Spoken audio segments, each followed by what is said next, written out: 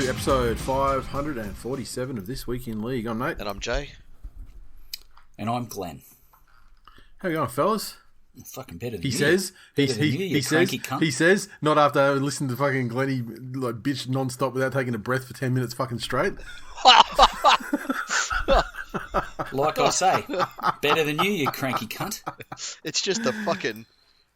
It's the beginning of Saving Private Ryan here. This haven't eased into anything. It's just fucking cunt's arms everywhere and fucking guts on the ground. Oh.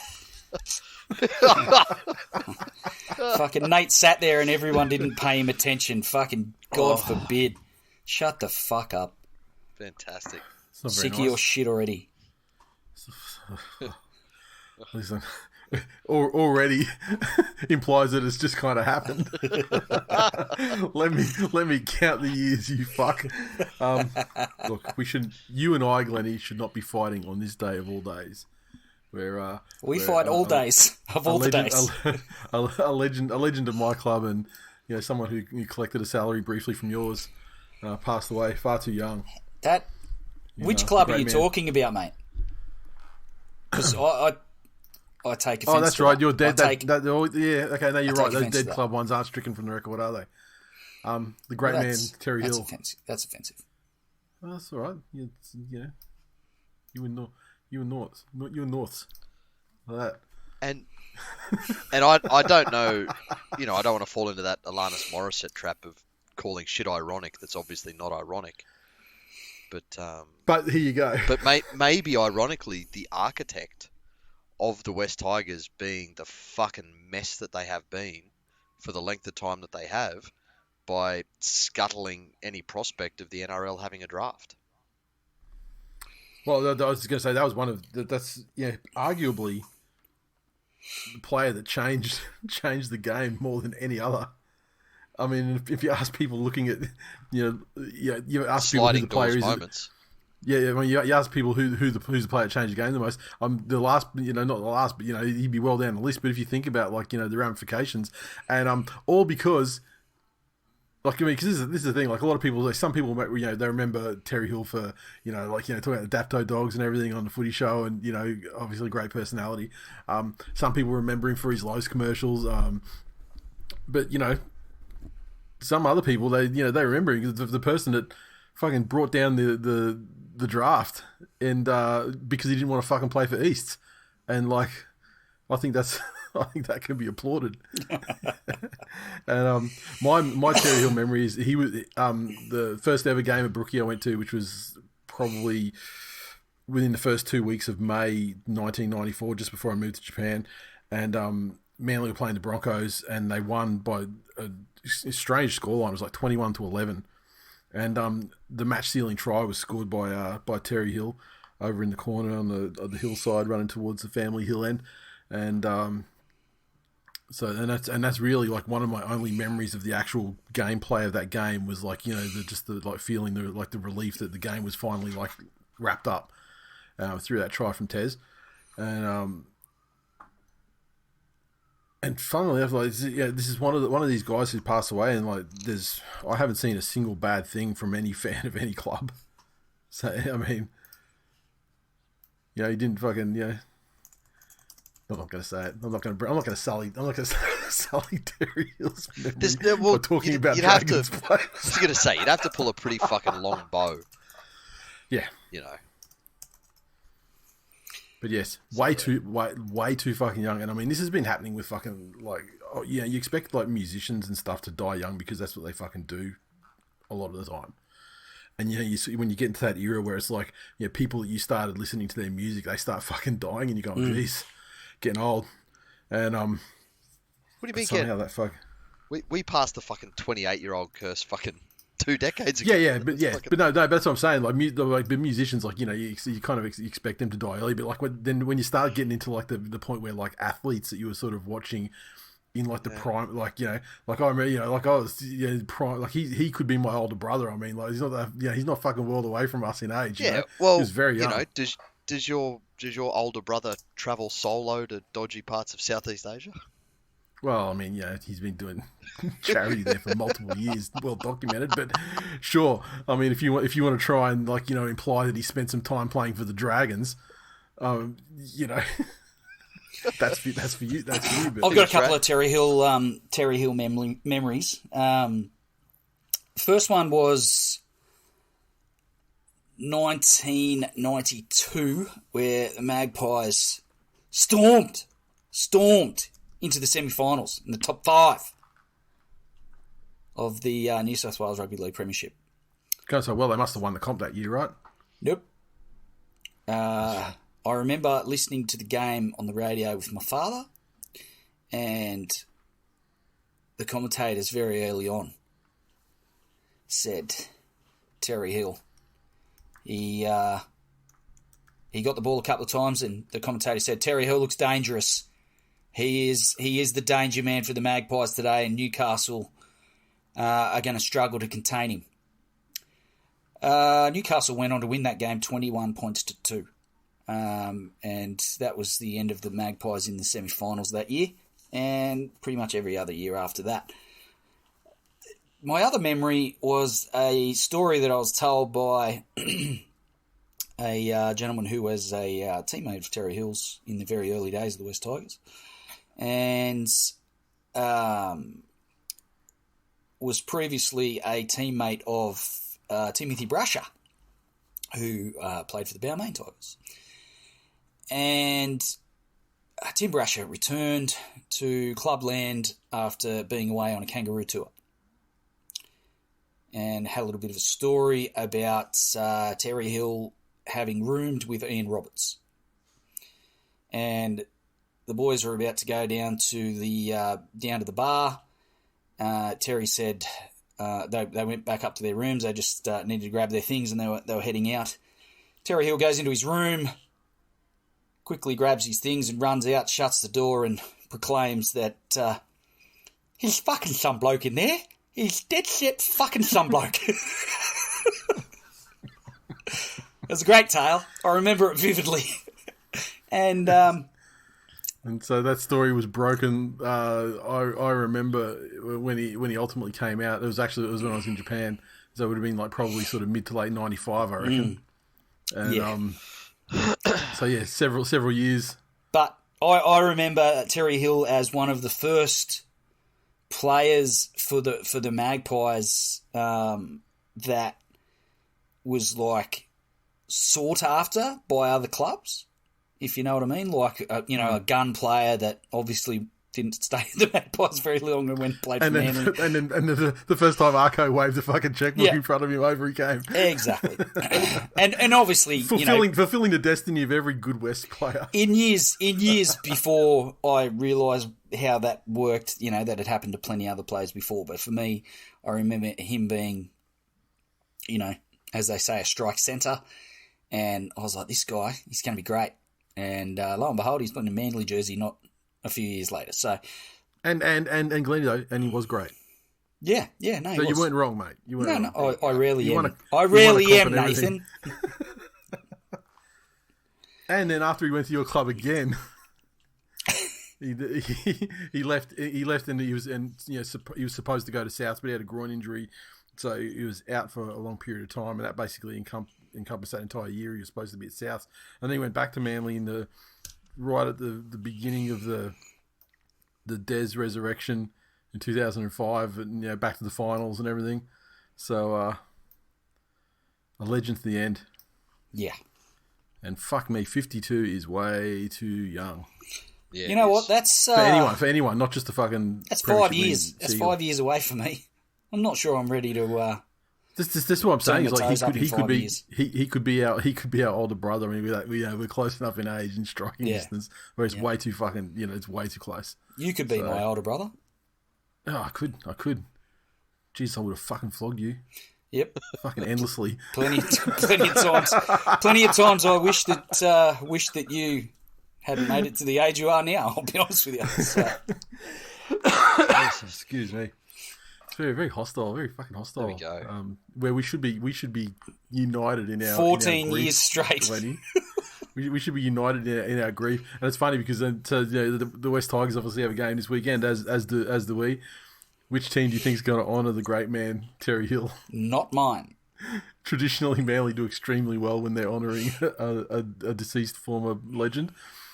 Tigers not so much. I mean, where do you rank him on the Tommy Radonicus scale? It's a very how much small, is the lad's going to put in? It's a very small sample size.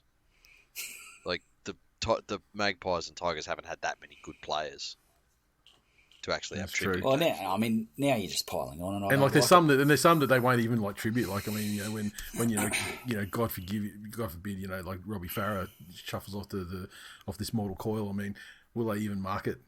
Yeah, everyone will sit on the grandstand at Leichhardt. It'd be as controversial. Jay, as what will Michael you do Jennings' when Michael Jennings meets his untimely end? What will you do?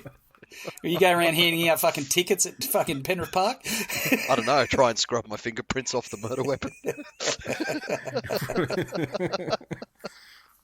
He'll probably try and go. He'll go and avail himself of the open bar that Trent Robinson puts on for him, no doubt.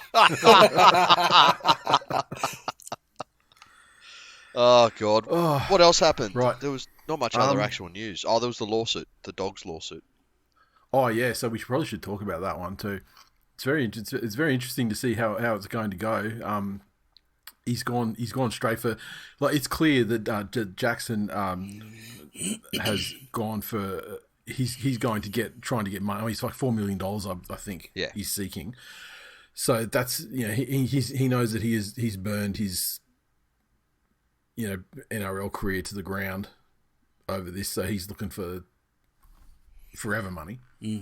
And it's just today that the article came out where it's it came out in the middle of last year, like the story sort of, but then today it's obviously some more detail because they've got submissions or whatever that have been made for court, and it seems to centre around this trainer.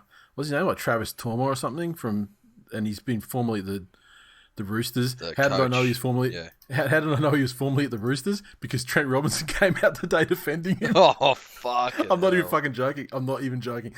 That can't keep his mouth shut. Like he had no scope or requirement to comment on this at all. So we'll revisit this though after speaking about the incident. So Jackson was allegedly the story that I heard was he was 30 minutes late. And didn't miss anything, but he just missed probably the strapping component, for a training session. He thought he was actually, he got the time wrong. He actually thought he was like 20 minutes early, but I think he was 10 minutes late. So he got it wrong by half an hour or whatever.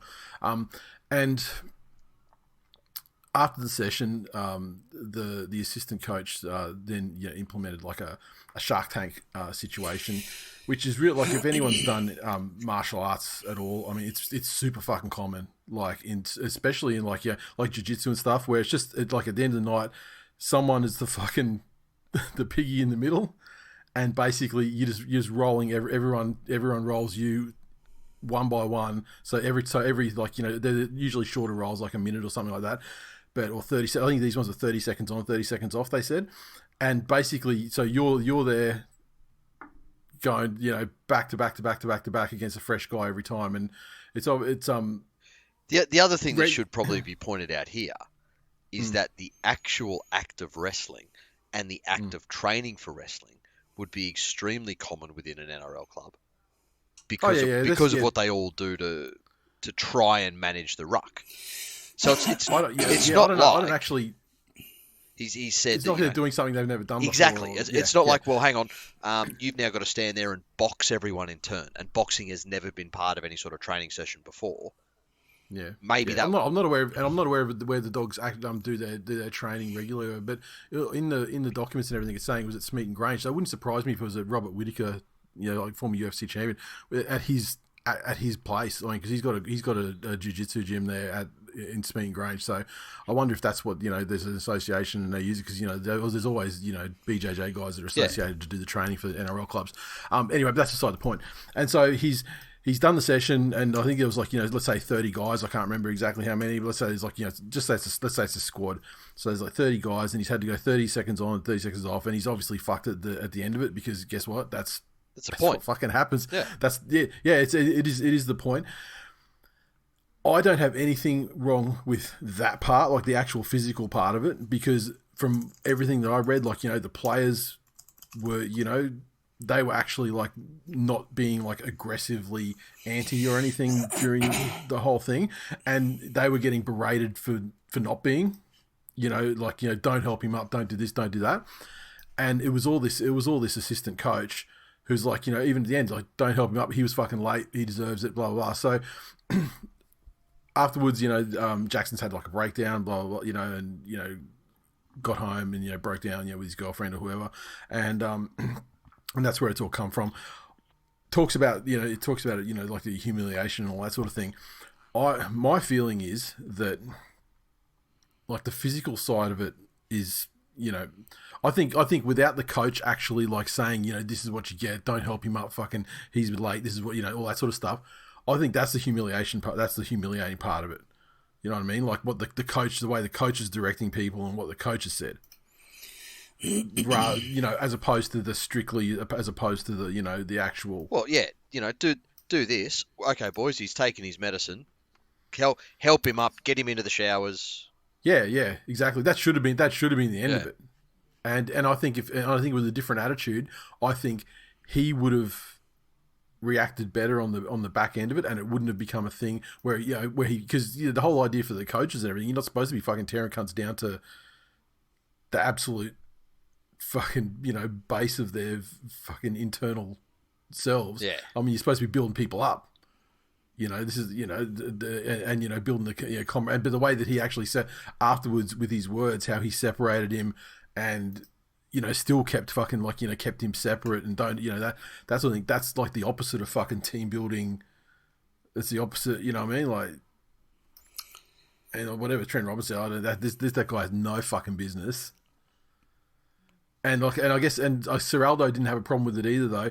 And I think that Seraldo's probably come from, I would imagine the Panthers have a reasonably hard line, operation. 100%. Definitely. To mold the system. That's why they're successful. Yeah. Yeah, and I'd say there's probably again, no mercy in that system. You speak of, we're talking about Michael Jennings earlier. There was a time where he turned up to training, and I don't remember if he was hungover or still pissed from being out. This is the one where Gus made him buy tickets. Yeah, so he was Yeah. suspended for 2 matches, and Gus made him buy a whole swag of tickets and walk around the crowd during the times he was suspended and apologise to kids to say, I'm sorry if you came to see me play today. Here's a free ticket for when I'm back. Here's a free ticket for when I'm back. I think you can set a culture of accountability without a culture of pylons. Yeah. Because I agree. Part of that accountability is that person needs to feel comfortable owning up and going, yep, hand up here, I've made a genuine mistake and I realise there's going to be some consequences. Mm-hmm.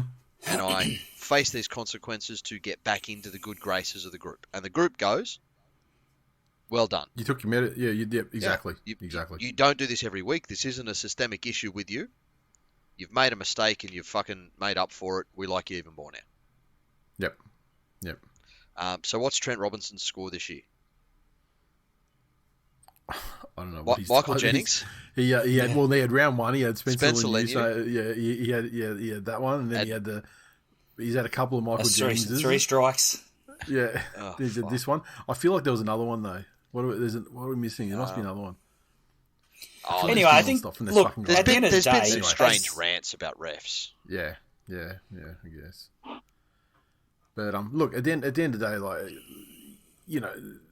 the culture I think is changing in clubs in terms of training smarter rather than just like flogging the shit out of guys. Yeah. I got to say though, apart from this, I always get a little bit of the ick when footy players or sports people or TV people want to use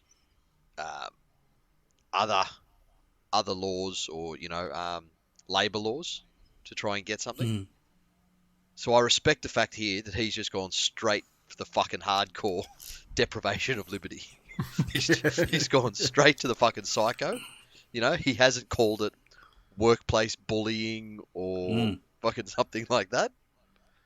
And look, I will stand corrected if the evidence is proven otherwise, but I don't think that they physically fucking locked the doors on him or anything like that. And like, you know, you're not leaving until you've fucking been through this thing or whatever. I'm sure he could leave any time, and if there's any deprivation of liberty, it just depends how much weight they put on the fact that, I don't want to lose X, Y, Z, career. I tried to get off the ground and couldn't. Anyway, anything else in actual news happen? The Schuster thing's been resolved, but I mean, we knew exactly how that was going to resolve, and I'm sure we spoke about it last week. Yep. So do you reckon now, if there's a place that he was always heading to, that'll be announced in the coming days, or? Yeah, well, and he's only been talking to places like for a week or whatever it is, 2 weeks or 10 days, whatever like that. But I'd say so. I mean, because at the end of the day, now he can just go somewhere and sit in Reggie's and get right. I hope he doesn't actually go anywhere for like this year, the end of for the rest of this year, and actually does something about getting his head right. And I think that would be the smartest. Get your head right, sign with the team for next year, and then hit the ground running and actually, try and make something out of your fucking career. Yeah. Because there's stuff going on, that I'm not privy to as well. Like, my assumption is that it's like, he's not over his mate dying a couple of years ago, and he was there and like right there, sort of like dying in his arms kind of thing, and his best mate. So I have a feeling it's probably like he hasn't resolved that shit. But I'm not, I don't know that for certain. But if that's the case or something like that, then he needs to actually get his head right first, and then he can come back and build again. I mean, he's still super young, so I mean he's got plenty of time, and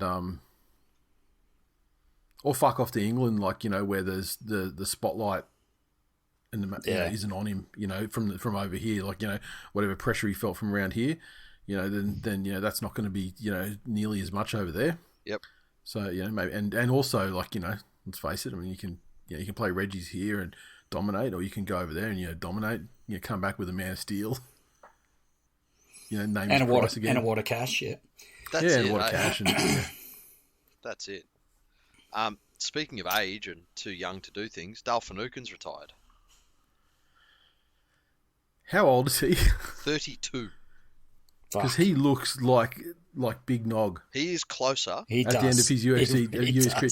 Like, he looks like he has been fucking kicked by a bus. Like, he's closer to his 21st birthday than he is to Glennie's age. Which, when you look at when you not compare quite the accurate, heads, but I'll take it. when you compare the heads, though, you're like 54, aren't you? You're a cock, mate. I mean, but no, when you compare That's my the heads, deprivation of liberty. Fuck this. Fucking been doing this shit for fucking years. Glennie Keep coming back every fucking week. Yeah. But Glennie, you look a legitimate 15 years younger than Dale Finucane. I swear to fucking God. I could manipulate that to be a compliment. It's this issue that you could put your head on the fucking ground and let like a digger with the caterpillar tracks run over your head, and you would still look better than fucking Dale Finucane does. I'm telling you right now. Well, it's this issue that keeps coming Poor up. Dale. He's fucking rough. As I'm trying to say, like he looks like he got wrestled by 30 guys and wasn't allowed to leave, but he had to wrestle each guy for a year With his face. straight, using only his head.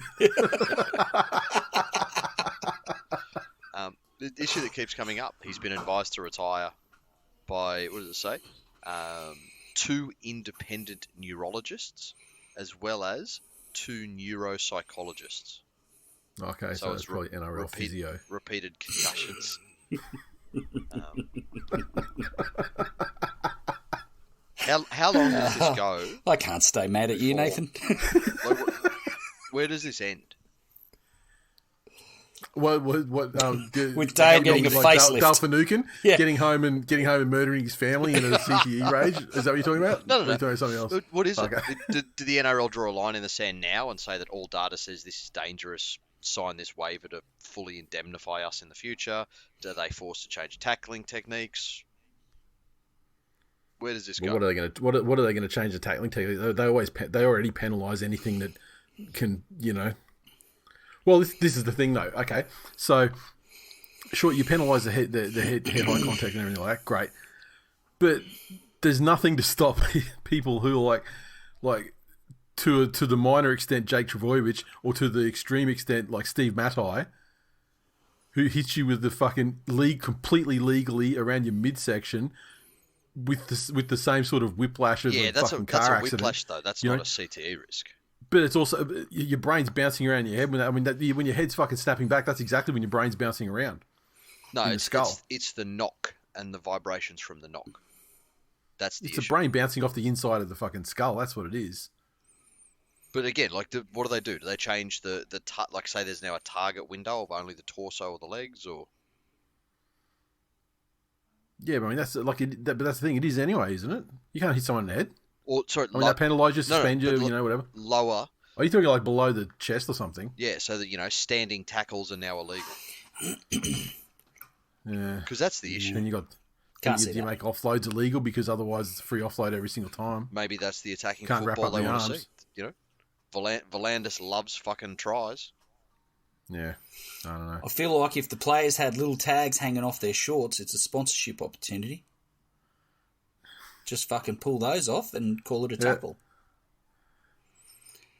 He's Glennie just coming here with fucking ideas that have never been thought of before. Anyway, Dalford. So your idea is to turn the National Rugby League into slightly less contact than Toowoomba C grade touch. Is that what you're saying? My idea is... I know you're like you're trying to get yourself to be the fucking next winger for the fucking West Tigers. Oh, Jesus. Imagine. Still better than Bud Sullivan. I think the point that we need to make here is that we've been extremely harsh on Dale Finucane, but whoever he goes to get his facelift... Let's not skip over the fact that he has only ever played for cheating cunt clubs. But yet, I feel like he's always been a fucking stand-up guy and fuck yeah, a good, respectable role model for younger players under his wing. I mean, the whole reason that Cronulla, could even beat teams in the bottom 8 recently is because his presence, when he was on the field or when he was in the 17, versus when he wasn't, through injury or whatever. Yeah, I guess because he is such a stand-up guy, that's why he leaves those cheating cunt clubs eventually. Yeah. But I mean, he's been a professional player that I can't really recall anything unsavoury in his time in the game. And he's also been one of those rare ones who went from Melbourne to another club and didn't take a massive fucking dip. Yep. Fair. Also quite the entertainer. Plays the guitar, sings. A local Marimbula junior. So grew up down the beautiful south coast of New South Wales, down that area. So there you go. Fuck's like we've just read we did more for him than we did for Terry Hill. Sorry, Terry. Terry died with his boy. Terry died the 20. How old is Finucane again? 32. Yeah, so Terry died 20 years older, yet with 20 years younger youthful boyish looks. I thought you were going to make some comment about the looks of the boy he was with. Rest in peace, Dale Finucane. 32, incredible knock. Far too long. But looks a lot longer. Oh, God. R.I.P. Rooting in Philippines. Yes. Right. So, now we need to... I need to go back and find I need to find my document regarding the games. The first one was the Roosters versus the Storms. And this one, obviously, was very... it was decided by the referee if you're a Roosters fan. But Glennie, what did you make of it? Sorry, it was Melbourne 18-12 winners. I thought it was a quality contest between two sides that we expect to be there at the pointy end of the season, both starting to show signs of their best football. Still a little bit of polish to come for both, but Melbourne continue winning the close ones, which is a sign of the really good sides, which they certainly are. And Hughes, again, he's got to start tipping away from underrated at some point, but I don't think he's there yet. He's become the absolute hub and focal point of that side, which is saying something when you've got Pappenhausen and Grant and Munster in the same team. For him to be the main guy, probably haven't seen. I think Harry Grant's had one of those real Harry Grant games where he's completely dominated the ruck and steered everything from his perspective to control the game for Melbourne. He's still got, Munster's just come back, so he's still got plenty of uptick in him. Grant is pretty much in the same boat. Pappenhausen's coming, back into full fitness and getting his timing and everything back. And Hughes has been the guy that just glues it all together for Melbourne. He's impressive to watch, and he just keeps growing in confidence. And I almost so feel like, to Melbourne. and it's, it's obviously not a conscious decision with the other guys, but it's almost at the stage now where Melbourne are relying too much on Hughes. They're just, Hughes, you'll do it. Hughes, you'll get us around. Mm. That's okay. I mean, Munster still has to get. I mean, he's the most recently injured one, isn't he? So he has to get back to. And they'll know when he's back. And obviously Pappenhausen, I mean, you've got to sort of always have in the back of the head because he's terrible luck over the past two or the previous two seasons. So although I'll tell you what, I am now. This game reminded me of my fucking campaign to bring the trip back to its rightful place as a fucking sin-binnable offence. Yeah, it's crazy. I was talking to someone about this. It's crazy how when it was like 2017 when they said, listen, there's going to be some offences that we just assigned to be, fines. It's funny that the trip, you think about like in the 80s or whatever, in the 90s, like if it was a trip, it was like the worst fucking thing you could do. Yeah. Tripping was alongside biting. Yeah, and it was pretty much you'd be lucky if you weren't sent, not even sin bin, like sent, and then you'd get like 6 weeks on the back end as well. Like, and then now it's like a $1,500 fine. And look, I was saying to someone, like maybe it's because in the meantime in the game, since the mid 2000s, the Melbourne Storm invented so many things that are actually fucking dangerous to, that's a good point. Like they can actually fucking put your shoulder out for life. They can fucking break your neck. They can fucking, that sort of shit, ruin your back. And now you got the hip drops that, can fuck everything, so maybe they've found so many actual dangerous maneuvers that can be performed on a rugby league field that, because let's face it, a trip is, it's a front on ankle tap really, and at the end of the day, what you're going to fall over like you do every time you tackle. It's not the most dangerous thing in the world, but as far as like sport, maybe that's why it's a sportsmanship situation more so, I think, than a dangerous injury causing thing. Unless you're Ryan Pappenhausen, where any sort of contact to that lower portion of your leg has resulted in severe bonal crumbling in the last fucking 3 years. Yeah. Well, I mean, yes, at the same time, I mean, he could, if he chose to, he could decide to drink some milk. I mean, life is a fucking buffet of choice. Choose your own adventure. Oh, there we go. What do we got on the socials for that little beauty? Right. Also, just that, and Munster, getting that sin bin as well. Like, East had they had more than enough chances to win this game, and the Storm of this season, they've in compiling their win-loss record, how many times have they been down or even going into the last 5 minutes of a game? It's fucking ridiculous. Yeah. Like it feels like it's every week, yet they're pulling it out. Ryan, sorry, now you can. Said, for entertainment purposes, any player that gets sin bin should have to spend the 10 minutes in the coach's box. Well, for a Storm player, that would be Death. Just shoot me in the head and drag me off. Like those fucking Russian soldiers in all of those Reddit Ukraine videos. Just fucking Well, I mean, end me. that's Just end that's me. deprivation right there. What he's advocating for is deprivation of liberty. And dare I say, I think 10 minutes of that, with just sitting in the fucking furious heat of Craig Bellamy's disapproval, like that's worse than wrestling 30 players from one of the worst teams in the history of the league. That's it. Apparently in Melbourne, if you get sin binned, Bellamy gives you a lift home. Just says nothing all trip. Just the most uncomfortable car silence ever. Yeah, and until you stop and you're in the middle of a forest, and he goes around to the boot and hands you a shovel and says, "Start digging." All of a sudden, you feel like Adriana in season 6. Can you imagine him chasing him like, "You can't." Where you fucking going, huh? Where you going? Robbo under pressure from Matthew. Cracks appearing. Hearing it more and more.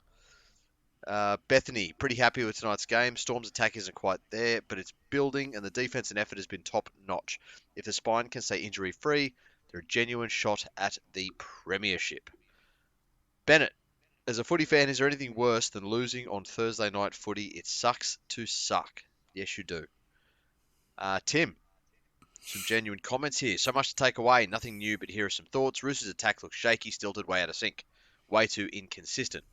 Tupu and Soali'i were batting the ball back under the bombs rather than catching. I'll add my voice to the chorus. Teddy is just not playing good enough. His attack sucks. He's misfiring, misreading, and not really a constant threat at the moment. Teddy shouldn't be picked at fullback for State of Origin. He's not playing good enough. There you go. Fair assessment. Yeah, and it's funny because he actually started this season and it was like, oh, he's back. Mm. Yeah, like first, couple of games. And then he was not. And then now he's gone back to Hog Desco again. Yeah, I think the level last year's campaign. The level of the competition for the spot has to count against him. Like, I don't think he's been horrible. And there was a couple of games last year where he was horrible, but it's the quality of the other candidate for the role which is going to count against him, and I don't know that he's going to get the legacy pick that he got last year. No, not at all. Yep. Fuck him. It's kind of you kind of expect him to like announce that he's retiring from rep football or some shit because as the captain of the side and everything, there's some sort of face saving gesture. Yeah. Anyway. All right. The Dragons 30 defeated the New Zealand Scaffolders 12. Yes, sir. Once again, down in the fucking vortex of Wynn Stadium. I mean, more and more, Illawarra should have been there in their own right, and the St. George side should have been folded. Yeah. Back when they were. I don't remember any. We're talking about raping minors. Oh. The irony that the Steelers were the ones that folded. Dragons are on fire, especially Lomax, and there's a lot of chat about him this year, and he's certainly not playing like the 22nd or the 23rd best centre in the comp. He's playing like one of the best wingers. The most informed winger at this stage. 100%. Yeah. Which must be just absolutely catching the fucking throat of the Dragons fan base and coaching staff that he's poured that and he'd settled his future career in the league in the week prior to this game. Yeah. So it's not like he's playing for a contract. It's not like contract year Lomax. It's like free and happy to be getting the fuck out of here Lomax or something. I don't know. I felt like the Warriors were just missing that energy and crispness that has really been the hallmark of their season so far this year, and certainly the way they ran into the finals last year, and probably prepared to give him a pass and put it down as a blip on the radar, and just not being able to match the Dragons' energy over the course of the 80 minutes. But it'd be interesting to see how they go over the next couple of weeks to see if they right the ship and get back to the style of footy that they had been playing. Because up to this game, though, the Warriors were looking like genuine contenders. I just felt like everyone, including the commentators, was kind of expecting the Warriors to just come home at some point and get the Dragons, and they just didn't have it in them. And credit has to go to the Dragons, and I'm loath to give them any credit, but they scored some fucking amazing tries. I was really impressed. Yeah, and look, I'm loath to give any charity or to the Warriors, because my God, after last week, their fan base is so fucking lippy. They don't like it when I call them scaffolders either. Just quietly, they actually hate it. It cuts too close for them. Now, when did you start calling them scaffolders? That was my thing. Oh, just recently, since last week. What would they prefer? Really? I don't fucking know. The New Zealand annoying fat Hobbits? kids from Deadpool 2s? Yeah. Yeah. but if I was a charitable man, I would say, listen, they played a 90-minute very intense game last week in the wet. And it's I think it's the longer one of the longer road trips in the game as well for them to come over, or for our teams to go over there. In a bogey stadium where the Dragons just mysteriously fucking know how to play because of some good juju on their part. But I'm not charitable towards the Warriors, so fuck them. They get no sympathy. And congratulations to the Dragons on an excellent win. I think Aldi this Australians says more about the Dragons than it does the Warriors. The Warriors have to learn how to be good, and part of that is going into games where it looks like you've severely underestimated your opponents and thought you'd get away with an easy one, and they come out ready to go. That's a skill in itself, learning how to adapt to that. But I mean, this game wasn't an ambush though either. I mean, like the Dragons only got on the board sort of 10-15 minutes before the break. I mean, it's not like it was an ambush. Poured it on them but it's that whole, we just expect to win. We just expect to win. You touched on it before. Even the commentators just expected the Warriors to click in, score a couple of quick ones, and there we go. Ash said, results like this stir in me that most unfamiliar feeling for Dragons fans, feeling the future might just be bright. Unfamiliar? There we go. Fucking called March premiers for a reason. Yeah, exactly. I mean, they're always feeling it around this time. It just starts to dissipate around about now. Devon Head. He said, those flano vitamins are starting to bear fruit. Yeah, what is it? This was round 7, wasn't it? Yeah. So 6 weeks into a cycle. Yep. I'm just saying. That's it. Strong enough to straighten out your curly little tail. Levi. He said, it's like we decided to wait until Fish joins us before we try to win. They didn't quite get their revenge for last year, but they had us covered in every aspect. I never thought I would say this, but SJ is getting the ball too much. Interesting. Hammers said the Wars are hometown merchants. Indeed they are. Yeah, and that is fairly true as well. Fucking oath. Particularly since COVID. John said, so a compressed sliding defense can beat the Wars. There is the blueprint. There we go. Next game. Okay, the Dolphins 44 defeated the Eels 16 up in Darwin, and this game it had me feeling things at a point when they went back to back to back. They started scoring 3 tries in 3 possessions or whatever. I'm like, I started thinking to myself, I started feeling something. I'm thinking, are the Finns like my second team? But then I realized, you silly person, that's not the case at all. The Eels getting fucked on is your second team. And my God, did my second team eat good in this game? Dolphins certainly handled the conditions up there better than Para for the long haul. And, the Dolphins' last 30 minutes of that game, when Para just wilted, was fucking unstoppable.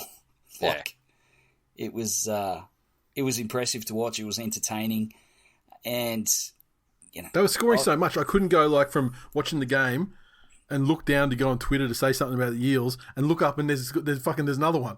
And look down and you look up. They've scored them that quickly. It's fucking amazing. Yeah. At please what continue, point mate. do Parramatta stop taking games to Darwin and find another country town to fucking blight with their What presence? they need to do is they need to take a Sydney side or try and get the Storm up there or something, because why the fuck would you take these warm weather sides up to Darwin where you're disadvantaging yourself by being the cold weather, the cooler weather side? Take a Sydney team or the Storms up there, and felt like, I mean, look, taking the Dolphins up there is certainly a better move than taking the Cowboys up there. Or for fuck's sake, But on your bye week, say you're going to fly up there for a week, hold a couple of clinics, and sign some autographs. That would do more than going up there to essentially goatsy yourself in front of the city of Darwin once a year. Fucking hell.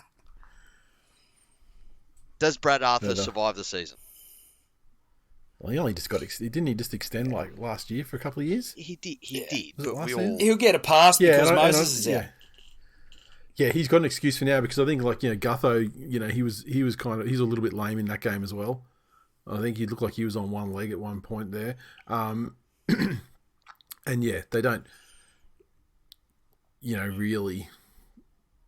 That's the thing that he, when you're looking for reasons to sack a coach, that's the sort of stuff that you look at. You go, oh well, but Mitchell, we were going. Well, they actually weren't going really that okay either when Moses was there.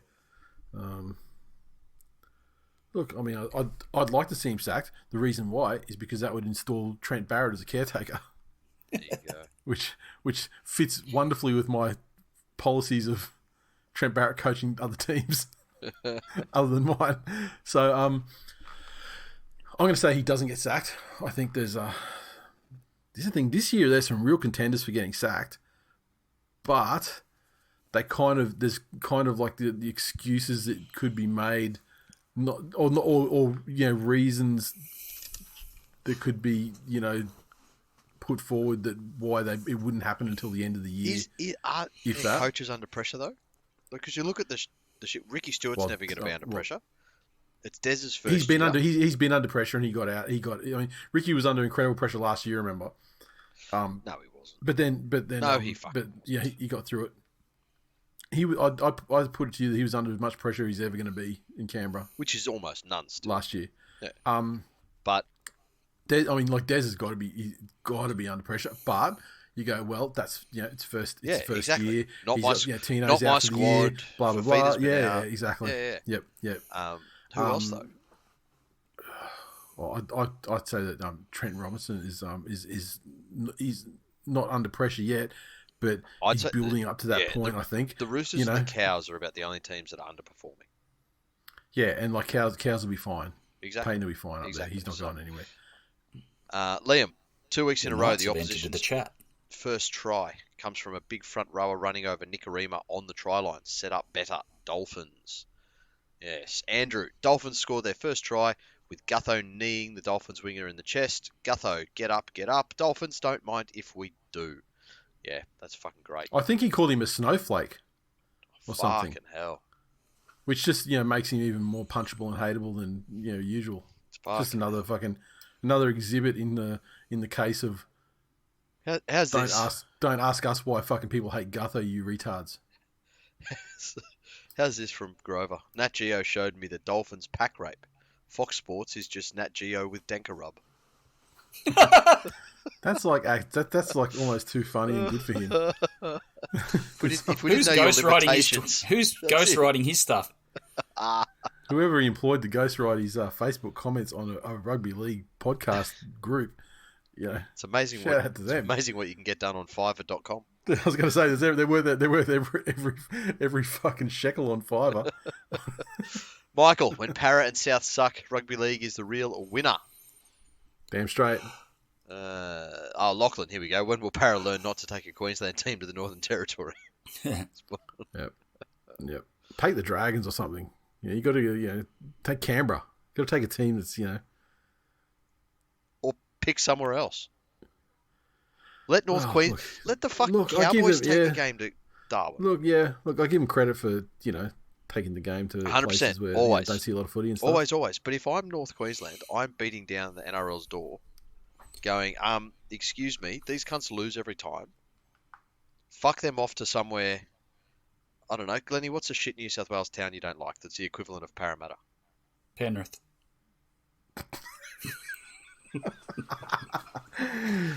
Oh, I mean, you forgot what you were doing for a second then. Yeah, Lead with your right. chin, motherfucker. We'll get to that game. Yeah, if I'm North Queensland, Bathurst. I'm all over the NRL to fucking let the. Glennie's pretty consistent in his Bathurst take. Anyway, next game. So speaking of Bathurst, Fuck Bathurst. the Panthers 22-6 victors over Glennie's West Tigers. Right, you two. Go for it, Glennie. Look, it's pretty obvious how the game panned out. Penrith. Tigers were competitive, but they're just not. They're just not what? at that level to. Clearly, you didn't watch the game, mate. I was going to say, look, I was driving down the Gold Coast, so I missed this game live, and then I saw the final score line, and I thought, okay, that's pretty much what you expect. Like, Yeah. Panthers, not quite there, but then you actually watch it, I mean, it was like 10-6 until, 10 to go, something like that? Yeah. Like, it was in the balance for a very long time. So... But the Tigers just didn't have that extra bit of polish that Penrith have so naturally, and put those few tries on at the end. And when the Tigers were trying to build pressure, it was just those handful of silly errors and drop balls and the defensive pressure that Penrith were able to put on them created errors from their defence, and they were good enough to turn that into field position and increase possession and did what they do. So, look, I said it out of the Manly game. Penrith's errors and penalty count was way too fucking high, and they're starting to do something to arrest that. So there were eight errors and 4 penalties, compared to the Tigers' 15 errors. Only 1 penalty though. So when the NRL's trying to get you back in contention.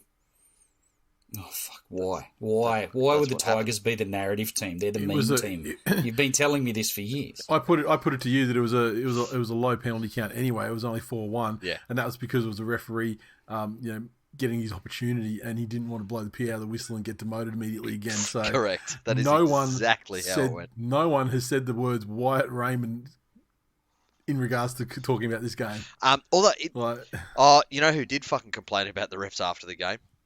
Who? Was good old fucking Benji Marshall. So as I said, well, I didn't see his presser. What was his issue? So there was an issue where there was a Tigers player who in chase for a ball, the Penrith player had fallen over, and in falling, his arm had contacted Olam's leg and an ankle.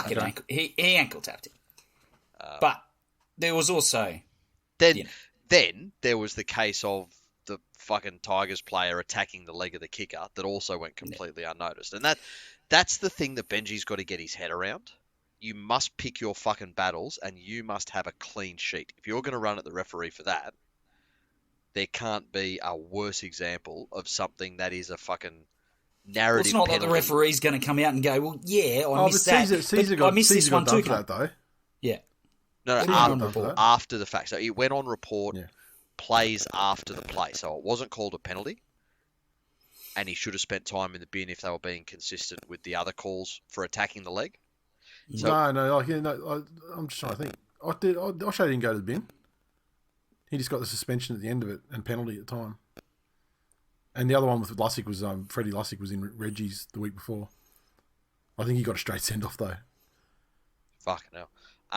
But he also the leg got. Oh no! So someone got sent off the week after it happened to fucking Ilias. Yeah, because the Ilias one was a straight send off, but O'Shea got done for it. Someone got binned in the NRL. Yeah, okay. So that was the new narrative that any contact or attack on the leg of the kicker would be an instant bin. And so Benji will learn all of this stuff, and my worry is he needs better people around him. Because there should have been somebody out there saying, what are you going to say in your fucking press conference oh, this, and this. No, you can't say that because this happened. Take it on the chin and be proud of the boys for hanging strong with It's Penrith. footy, mate. We're 2 degrees from fucking meat trays. No one's Also, fucking bitching about the referees has renowned for yielding favourable referee the week after. 50-50. Yeah, the week after. You're not wrong. You're not wrong. So look, it's it's a tactic as old as time. I mean, fuck, you can go back to Bob Fulton talking about getting the cement truck on the hill for Bill Harrigan back in the 90s. Like, there's but another fucking masterclass by Dylan Edwards as well. If he's not picked fullback for Origin, who the fuck knows what's going on? And again, there is that you could toss that coin between him and Turbo for fullback, but unfortunately, Turbo is probably a better centre than Dill is. So Turbo just has he has like versatility versatility that can translate into that's it. And look at it's probably coming up to the last chance for Cleary in Origin as well to actually fucking do something. So I think if you position some guys around him, like Yo will be there as usual, and so you get Edwards in there, and I mean, look, it's not going to be any more comfortable or familiar for him to do what do things his way than that. So anyway. What are the socials? Lil ain't going to be there. Have you to have say. to learn to play with Brooksy. One thing in the commentary, they kept saying the good people of Bathurst. Like, why are they... Who was the commentator? Dan Ganane? That just sounds like some adjectives that he puts in front of... Why are they singling out, voice. like... It's a single digit, the good people of Bathurst. The fuck do they get special treatment? No, it's a non... Why can't he just say, why are we taking this game and playing it in front of these inbred cunts? It's a non-complicated NASCAR weekend. So the fuckheads haven't infiltrated the town. It's just the normal good old country folk that are there. Yeah, but they're all been sullied by all those people that frequent that place, like Grover. Steve, he said, West Tigers are the club of Theseus. All players, coaches, administrators and board members can change, but the club remains lost as a cellar-dwelling entity that just cannot ever again. The three-peat spoon is back on the menu, boys. I don't think so. I don't think it's that bad. No. I mean, there are clear signs. People are loving, the Tigers have resumed normal programming. Oh, they lost to the defending fucking premiers. Like, yeah. Shut the fuck up. Some of the discourse around the games this year has been so fucking retarded. Yeah. Like, watch the fucking games and don't just like glance at the scores. I'll tell you what I am very happy about for Glennie. That Appy Coruscant did not treat this like the retirement home that I thought he would. That's a big take because that is a complete 360 from where you have been the entire time he's been playing. Well, by nature, a 360 would mean that he was actually lauding him as not as playing well and trying. It's as close as we're going to get with this fuckhead. Right? It's as close as Autismo gets.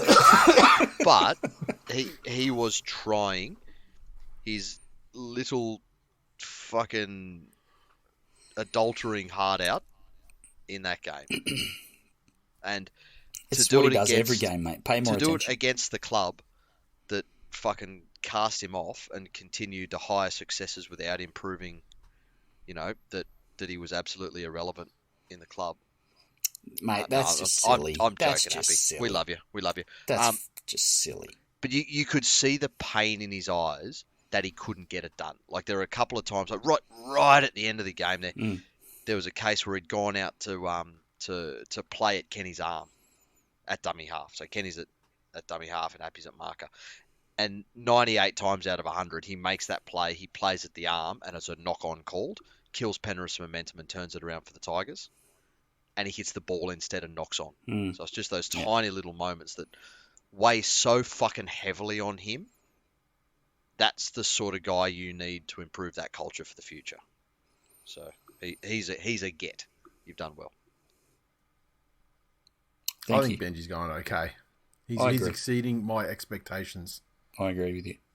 I thought it was potentially disastrous, but actually, I think he's actually got the guys. He handles. He's got the dressing room. Yeah, he handles the Polynesian young fellas really well. He gets them up, and he handles the media exceptionally. There you go. A little bit grumpy at the media sometimes, but Yeah, he's been. yeah, that's okay. I He's don't taken mind. his Wayne Bennett pills. Like he's been coached by him. So Yeah, 100%. Yeah, There we go. exactly. Next game. Social's done. The mighty Manly Seabs Eagles 34 defeat the Titans 30 at Hope Solo Coliseum, and what an entertaining game this was in the rain.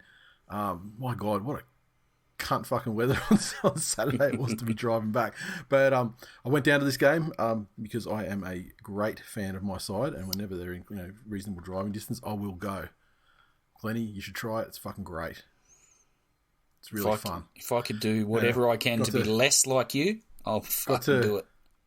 Got to watch the game with my great friend Claire, and also Norts as well, who was very gracious to, have his full Titans regalia on, sitting in a Manly section. But honestly, it was hard to pick the sections in that ground that weren't Manly. It was fucking hilarious when they try and jazz the crowd up, and they got their DJ and the fucking ground announcer, and he's like, "All right, make some noise for your, whatever sponsors Gold Coast Titans," and it's just boo, like revert. Remember that game we went to the Kiwis in Australia? It was like that, except the Manly fans were fucking so far outnumbered the Titans fans. It was a home game. It was amazing. And look, take the 2 points and get the fuck out of Dodge. That's all I got to say. That was literally the mission from this game, because we've had two big games back to back. The longest road trip that we could have for a Sydney side, as the most recent game, which ended in a wet Golden Point extra time game. And look, 4 teams went through that last week, and only one of them won, and 2 of them got fucking pumped. So can't really complain about it. Foz played like it's it seems crazy. So Foz played fucking great. I mean, he loves playing against Manly. I think he just gets up for these games. He's looked half busted all season, but he played fucking great in this game. And his resurgence is another big great from this season. Yeah.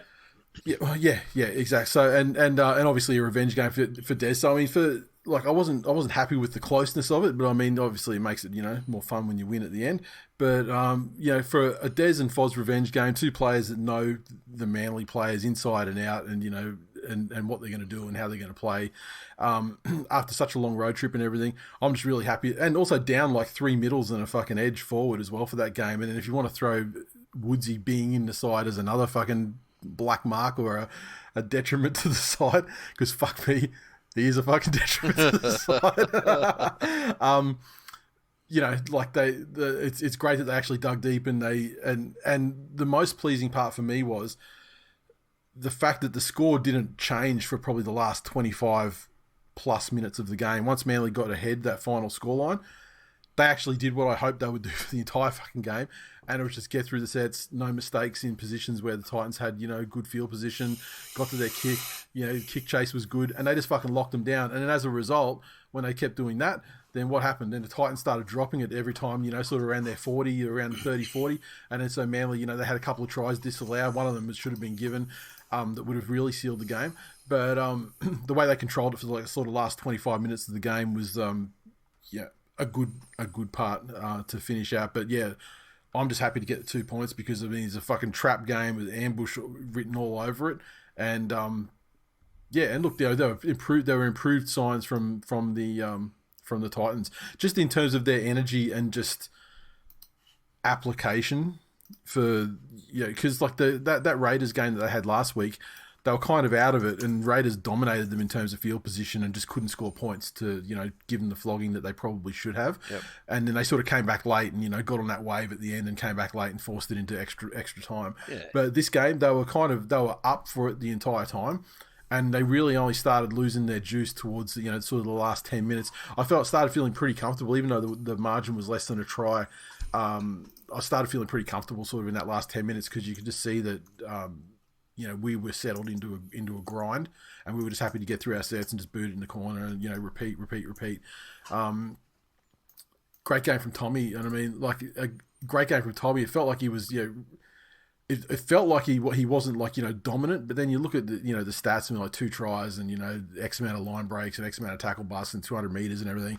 I mean, just the fact that you can have these good high contributing games where it's not like 2021 where he's just touching the ball every fucking tackle and just running amok.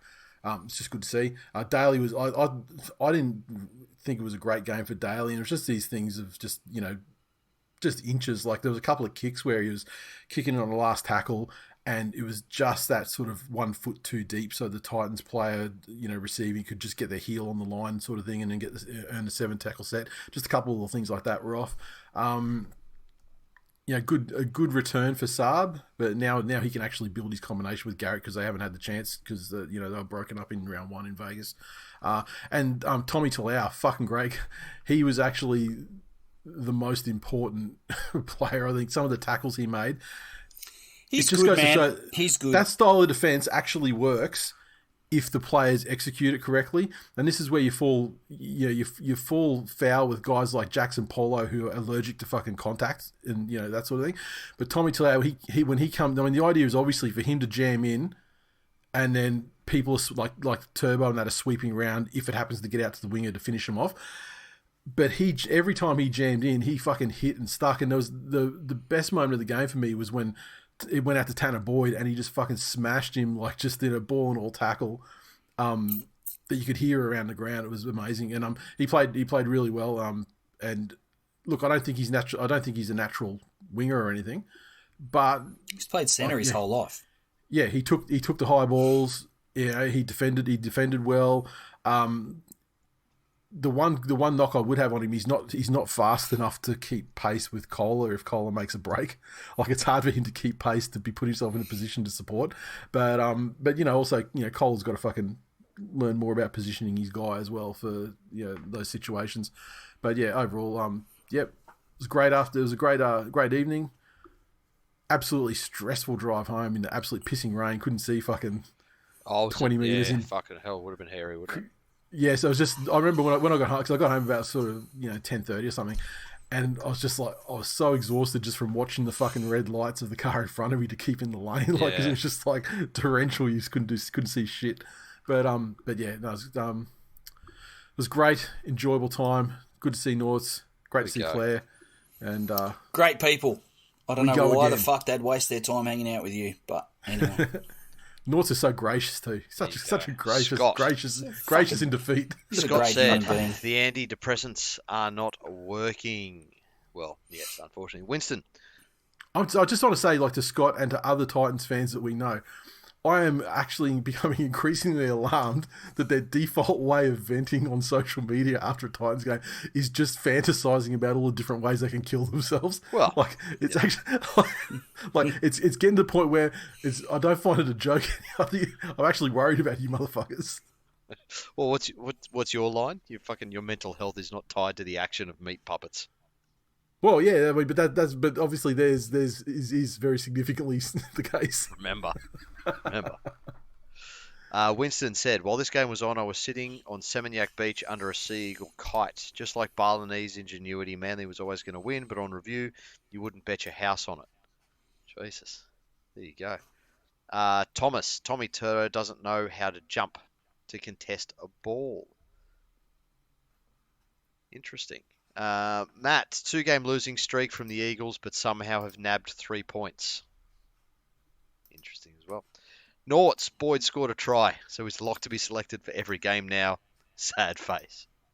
It's funny you're showing a text between him and his son. They both tested each other at the same time when Boyd scored. Oh, fucking Boyd's. Like now he's going to be locked into the side. And to finish it off, there you go. Hammers has said, is 22 floors high enough? There you go.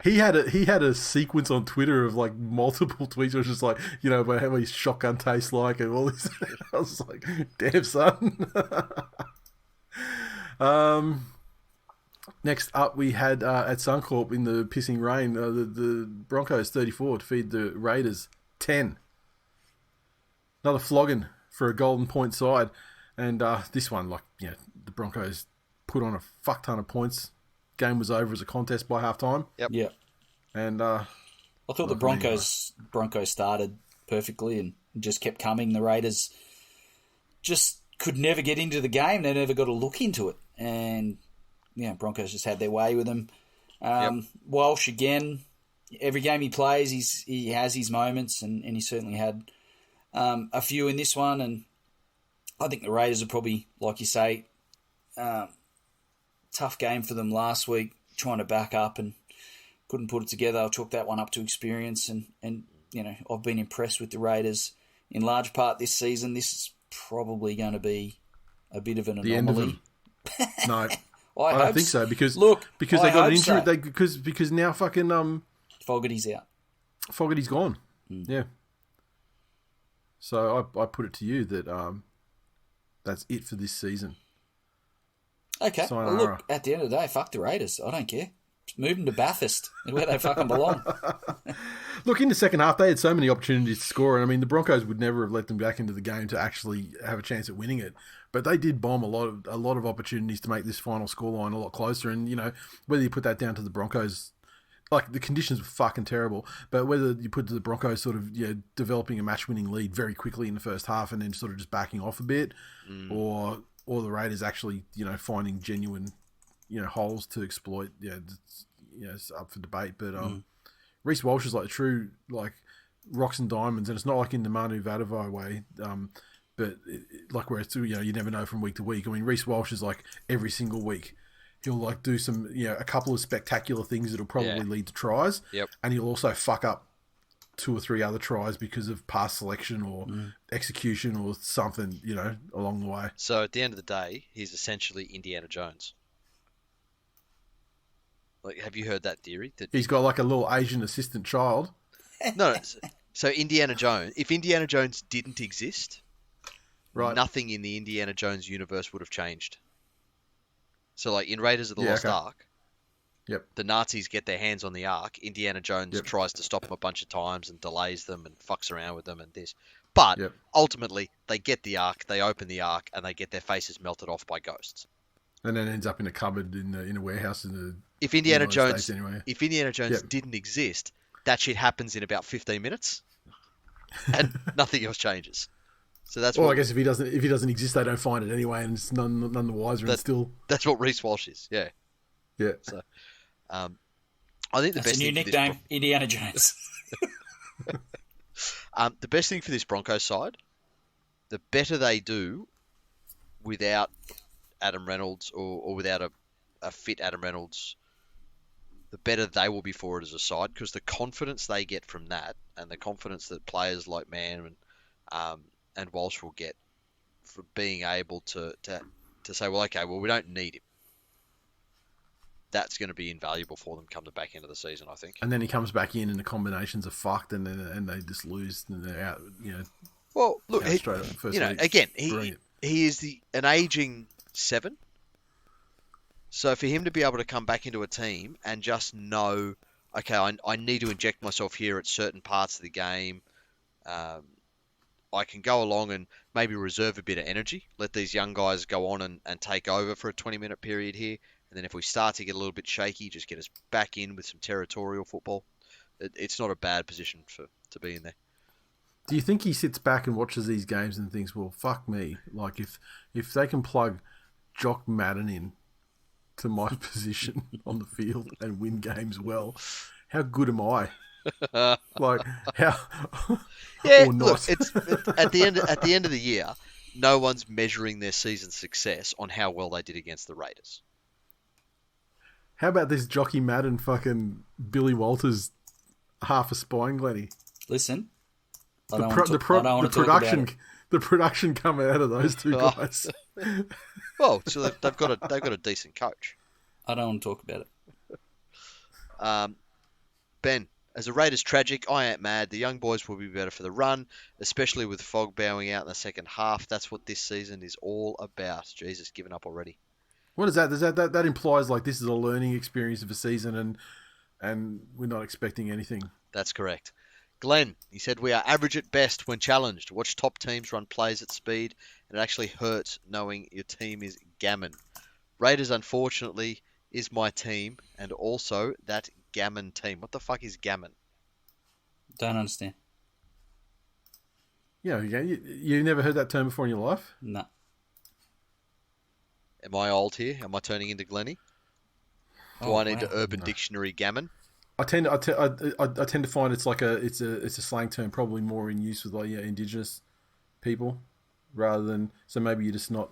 I've googled it, and it says it's the hind No, leg of it's not. pork. No, it's not the fucking pork. Not that one. The next, go to number 2. Go to 3. Fucking hell. Number 2 is how to cook gammon. I'm old. Google doesn't want to show me the hip slang. Oh my god. Look, as I said, if you go to somewhere like, you know, if you want to, you need to actually put in, you know, it's like the First Nations thing. It's like a slang word that I've heard almost exclusively. So it's basically like, it could be like, you know, you're a clown, you're an idiot, you know, you're joking, you're a joker. Fucking hell.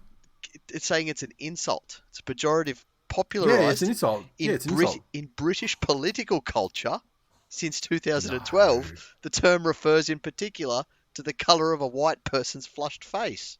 Different. There's different cultural context. That's not no. My computer... No, because they're talking about it like the British one you're talking about is probably somehow related to, like, you know, like the colour of like raw pork or something. It like is the previous thing you're talking about. Yeah. No, and now all I'm getting is fucking idiots arguing if it's racist because white racism. Oh my god. Fucking hell. It's basically just like something just like just something's a bit shit. Okay. Or, you know, not legitimate, not authentic, fake. That makes sense. Yeah. Oh god. Gammon. Andrew, I feel dumber for that conversation. Corey Oates. Glennie, I knew you would never heard it before because you're in Toowoomba. Probably get a free fucking tree ride on a rope if you fucking use that kind of language up there. God damn. Oh. Jesus fucking Christ. Free tree ride on a rope. Oh, there you go. That social's done. Let's go. We're done. The Doggies 36 defeated the Knights 12.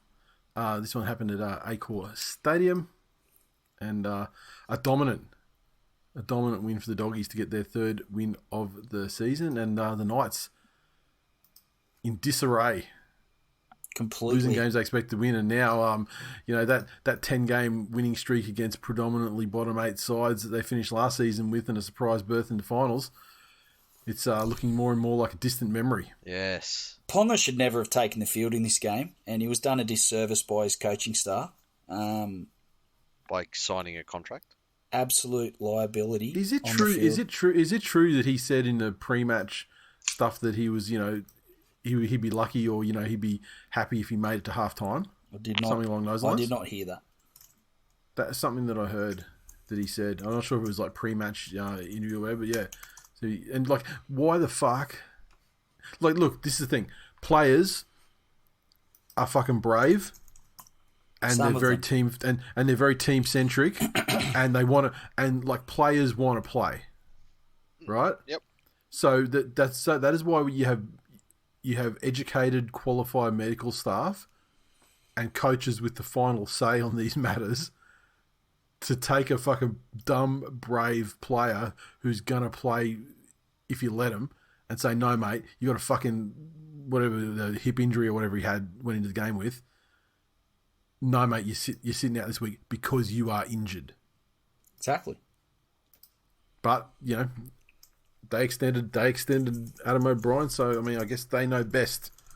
Or not. And as a result now, I mean, like, you know, they're obviously saying this injury is not related to that injury, because the one he had was an ankle injury, I think, or a foot injury on his other leg. And look, you know, I don't know. You're the bush doctor here, Glennie, but amputate. You know, I always thought if you're injured on one side, you sort of compensate and everything, and it could lead to injuries on the other side. Does make sense. You know, checks you're out. The bush checks out in the bush doctor. In the manual. Yep, beautiful. And amputate, great. And yeah, and the only cure is amputation. And he's going to be out for 3 months probably. Wow. Could be season, depending on the surgery. To play him in a game against the fucking Dogs. Fuck me dead. Oh, there you go. In round 7. Well, you've been talking actual footy. Mm-hmm. Guess what I found? What? Gammon. He was just eating at you. You just couldn't. But you just couldn't get past it. It's still the pork. So it's a semi-jovial term. It is. Semi-jovial term used to describe something as pretend, inauthentic, or pathetic. Wow. However, it was derived from 18th century Cockney slang, meaning to pretend or to swindle someone, relating to pork or hamming it up or pulling your leg. There you go. So it's fucking pork everywhere. There you go. Well, I feel like there's something for everyone there. Well, that's it for this week in Gammon. I'm signing off.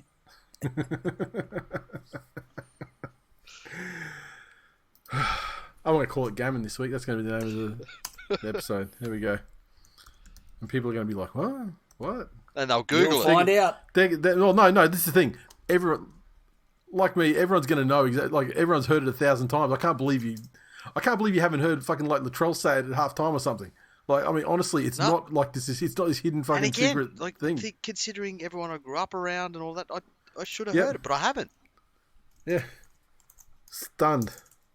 Oh. Anyway, back to the case at hand. The Knights are shit. The dogs. The dogs have improved. Fucking on the Knights. Look, they have improved. They've improved their baseline, but it's I'm sure for Doggies fans, it's great to see them actually scoring some tries. Look, they played some entertaining footy, and once they got on a roll, Bronson Cherry's looking good. Everything seemed to go their way. Bounce of the ball, and obviously Newcastle were a long way off the pace, and they scored some great tries, and it was a pretty entertaining game to watch, I thought. Yep, and then we had our little bit of a set too with the possibly the biggest pest currently. Would he be the reigning biggest pest in the game, Reed Marnie? Yeah. I mean, like Moses is up there as well, right? But I think is he? I reckon Marnie's probably the. Yeah, I don't think he's not as much of a. He's more of like a cunt. He's a whinging bitch. Gutho doesn't get a lot of so opportunities though. He's Ennis was in every fucking tackle and always lipping off. Gutho takes every opportunity. Hookers always in the middle of everything. Yeah, exactly. So they've got the opportunity to be the biggest fucking pests. Yeah. And this one, Marnie, I mean, played it to perfection against probably the big in recent the last 3 seasons, probably the biggest hothead in the league. Yeah.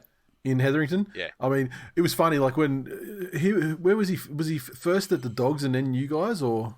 No, he was with us first. You first, because I mean, I remember he every game it was like he'd get done for the high tackle or some shit, and he'd be off for a couple, then he'd come back and get done. Like he's just an absolute madman. And what'd you make of that tunnel business afterwards? There was actually an interesting thing I saw on the socials today. One of the show, I don't know what it is that Gus is on. There's a show with Gus and the fucking biggest loser to ever play the game, Paul Gallen. Yep. And Gus just freely fucking starts telling all these Jack Hetherington stories about how, he was like, I tried to give him these, you tell Gus is trying to be like a good influence and this, and he's like, you can't keep solving all your trouble out of the fucking with your fists, and if you really want to do that, I'll put you in my car right now and I'll drive you down to Newtown Boys Club and I'll throw you in the ring with a bunch of guys who can actually box and they'll punch the piss out of you and this. Apparently Hetherington's looked at him and gone, well, they can fucking try.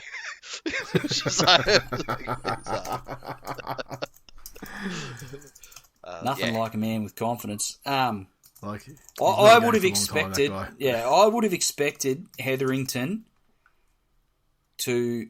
It was a pretty half-hearted little set to. And what he actually got sent for, I think it was just because there was only 3 minutes left to go or something, and the ref just thought, you know what? Let's just have a calm end to this game. Get these fuckers off out of the way. Yeah, but I mean in the tunnel. Yeah. Oh right, okay. He strikes me as a guy that just lets it go, but he was pretty tentative. Like normally, do you think he was joking? Do you think he was fucking around, or do you think he was trying to fight him in the tunnel? Because I've seen people say he was sort of. He's got a smile on his face. He was obviously joking, and he was just you know what I mean, which is the card you assume they will play. doesn't Division strike me as a jokester. Division shows him smiling and Yeah, even so, it doesn't even matter. I mean, like, when you send get out of the tunnel, and they'll just get him on that. Yeah, not moving on. Yeah, but yeah, like Marnie's an absolute poster child for punching being fucking banned from the league.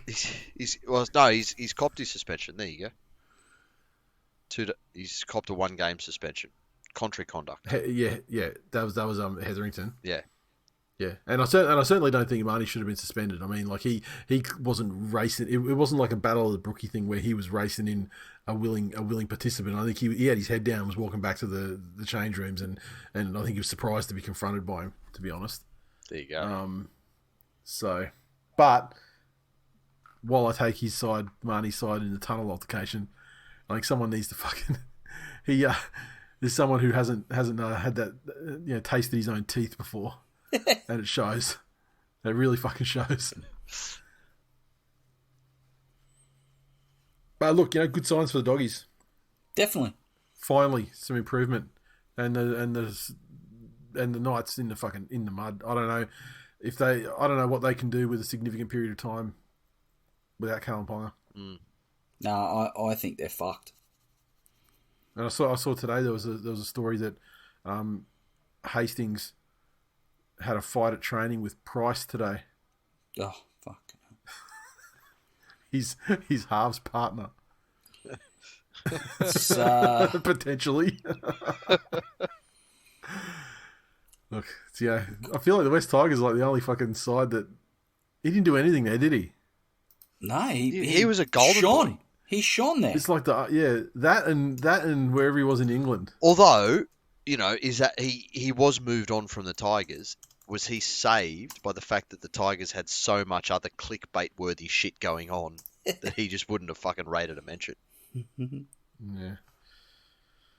I don't know. They feel like they're pretty quick to jump on anything he does. I mean, that time when he was like, sitting with the team on the hill or whatever, just laying back, and they're like, oh, he's asleep.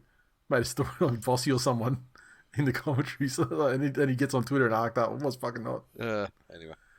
Anyway. Moving on to the Sharkies, 42-6 winners over the Cowboys at Reclaim Australia Stadium on Shire. Impressive, Glennie. Impressive from the Sharks. In contrast, it was an absolute terrible look for the Cowboys. Just never looked like stemming the flow. Just completely overwhelmed by the moment and by the pace that and the ease with which the Sharks were putting points on. And terrible look for the Cowboys. They were just never in the game. My wholesome footy moment from this one was young Stone Street scoring in the corner in front of his family and friends, and that's a good Sunday afternoon footy moment. Put a fiver, anytime try scorer, on anyone on fucking debut. Yeah. Fucking almost free money. The more you put on, the more you get back. Yeah, just poor execution from the Cowboys. I mean, they like, as far as the general running of the play, they had moments where they were, decent with the ball and field position and everything, but just, absolutely terrible execution. Didn't take advantage of any of their opportunities, and Sharks took all of theirs and more. Here's the thing, right? Human beings are a species that respond extremely well to incentives. And the Sharks played like a team that had been offered fucking unlimited cases and bags if they won the game. And unfortunately, one of their halves decided to get into a car and be swabbed. Has his drug test come back yet? I thought it was positive. Was it? Yeah, I don't know. Or am I just making that up? Or is that they did a roadside and now they're waiting for results of a blood test? Yeah, don't know. But I mean, I know what he tested is like, what was it, 0.11 something or other? 124, wasn't it? Was it? Yeah. I think, yeah, so, look, that's... Like, enough that he's lucky he's fucking breathing. Well, the thing is, I mean, like, I've heard that, when you're on the bags, it kind of just, like, evens off the alcohol, and so he wouldn't have felt that amount of alcohol. He would have been pretty much square. But look, who knows if you can believe those stories. The other thing is apparently he came from a party at Toby Rudolph's house, and I'm sure that there was another incident following a party from Toby Rudolph's or as well, and so it just makes me wonder. Toby Rudolph is P Diddy of the NRL. Fucking Yeah. Rudy 54. That's a. And what you just said there, Glennie, was word for word what someone said in a chat group today. But the word for word, someone who listens to the show as well. So yeah, shout out Doz. I did not. I promise. I didn't even say it to Glennie. He's just come up with that himself. But yeah, he was too scared to put it out there on the timeline. Too much heat. Fuck. So it's weak. Now it's your heat. Oh, there you go. He also allegedly returned a positive result to an illicit substance. Oh, it's just allegedly at this stage. Okay. So, well, that's more than that's more positive than he's just been tested for an illicit substance. So he allegedly returned a positive result. Yeah. Okay. So these clubs, there's another club in the mud. There we go. Can't get out of their own way. Motherfuckers. Yeah. Do we have socials on that? Up. Did anyone care on that nostrils. Game? No one cares about sharks or cows. Up. Yeah, fuck them. Your schnozzer. Grant. Well, once again, Sharks haven't beaten a single team above them on the ladder. They have had a very fake early run too, in terms of the opposition. That's it. But that's okay. Mitch said, I'm worried it'll be a repeat of the last few years. Decent in the regular season. If their finals bound out in straight sets. There you go. Carsten. Oh, he sent us a photo. He said, I'm in my room, and the photo is a non-fun sized Toblerone. Nasty. There you go. You know what I found out a little while ago? When you eat a Toblerone. The meaning of gammon. No. Sorry. Well, I did. But when you eat a Toblerone, right? How do you eat it? Do you snap the bits off? Isn't that what the design tells you to do? No, they're designed for you to snap them back towards the piece before it. Yeah. Okay. I can see that. Revolutionised the fucking Toblerone eating experience. There's your useful fucking tip for the day. Oh, you eat it. Huh? So that's why when people shelve it, like it's cascading, like it's like a well, what is it, like cats or whatever? They got like a barbed cock. It's like when you jam a rose stem up your dick hole, like goes in, but you can't pull it back out. Hell, Glennie. Well, so I've heard. I heard from the same people that Nate heard about bags and alcohol and stuff. I'm just imagining Glennie at home on a Friday night by himself, just. Every rose has its sliding it slowly. How about Nicklin's, like the national anthem of Toowoomba? Nicklin's setting a garden up the back. We've planted a hedge. It's been great. She's like, buy some rose bushes. I'm gonna start planting those. Oh, don't know about that, babe. Temptation might be too much. Up the back, back in the garden. Just as a brief aside, while I remember it, Glennie, I mean, congratulations on your wedding anniversary, but also she fucking drilled you on Facebook. Yeah, bitch, I fucking want a divorce. Like she usually takes the shots and doesn't doesn't headshot you in return, but she fucking nailed you for nothing, like out of nowhere. Mate, the giggle that was coming from her as she was putting that together was close to a Nate giggle. It was close. Can I just stop for a second? On a show that has delved into over the course of its fucking myriad career, delved into some pretty decent fucking kinks. I would never have thought that we'd end up with Glennie declaring his love for rose stem sounding. Listen, I'm an onion. Yeah. I'm an onion. I'm a complex individual. There's layers to this shit. I Some of those layers you'll never understand. People can change. People can evolve. It used to be, him oiled up, tied to a chair, with Sonny Bill Williams, and now it's gone. It's not even a big left turn. I don't know what the fuck it is. It's gone a little weird. Yep. Yep. Well, there's another Rule 34 there, I guess. There you go. Glennie's just created one for people to look up. The game's coming up, round 8. Let's go. Starting with a bunch of games on Anzac Day. You know, all the shops closed. Can't do anything except go to dawn services. But they're playing football. It's quite disrespectful, actually, to the sacrifices of the Anzacs to be playing rugby league on Anzac Day. But anyway, the Warriors taking on the Gold Coast Titans. This one is 2 p.m. for us on Thursday. There you go. Nice to see New afternoon. Zealanders actually do something worthwhile in relation to Anzac Day. Should be a big crowd. Public holiday over there. No scaffold to put up. Massive crowd. Huge favourites, the Warriors. I think they'll bounce back from a pretty ordinary performance last week. And the Titans, you know, again, they had a performance that, you know, as you alluded to, Nate, with Foz and Dez and, you know, a bit of a revenge game. I don't know that they're going to have the same sort of motivation to be up for this one. I think the Warriors will obliterate them. Yes. Yeah, I agree. I can't see any path to victory whatsoever for the Titans. I really can't. I'm trying to think of something to say to give the Warriors some sort of hope, but that's 8 straight. And I think for Desi, what we're saying, like the end of his Manly tenure, he's like on a 12, 13 match losing streak at this point. When you take that cumulatively, Ouch. And in all the hoodoo stuff, the Warriors obviously with a significant amount of wins. Yeah. Particularly in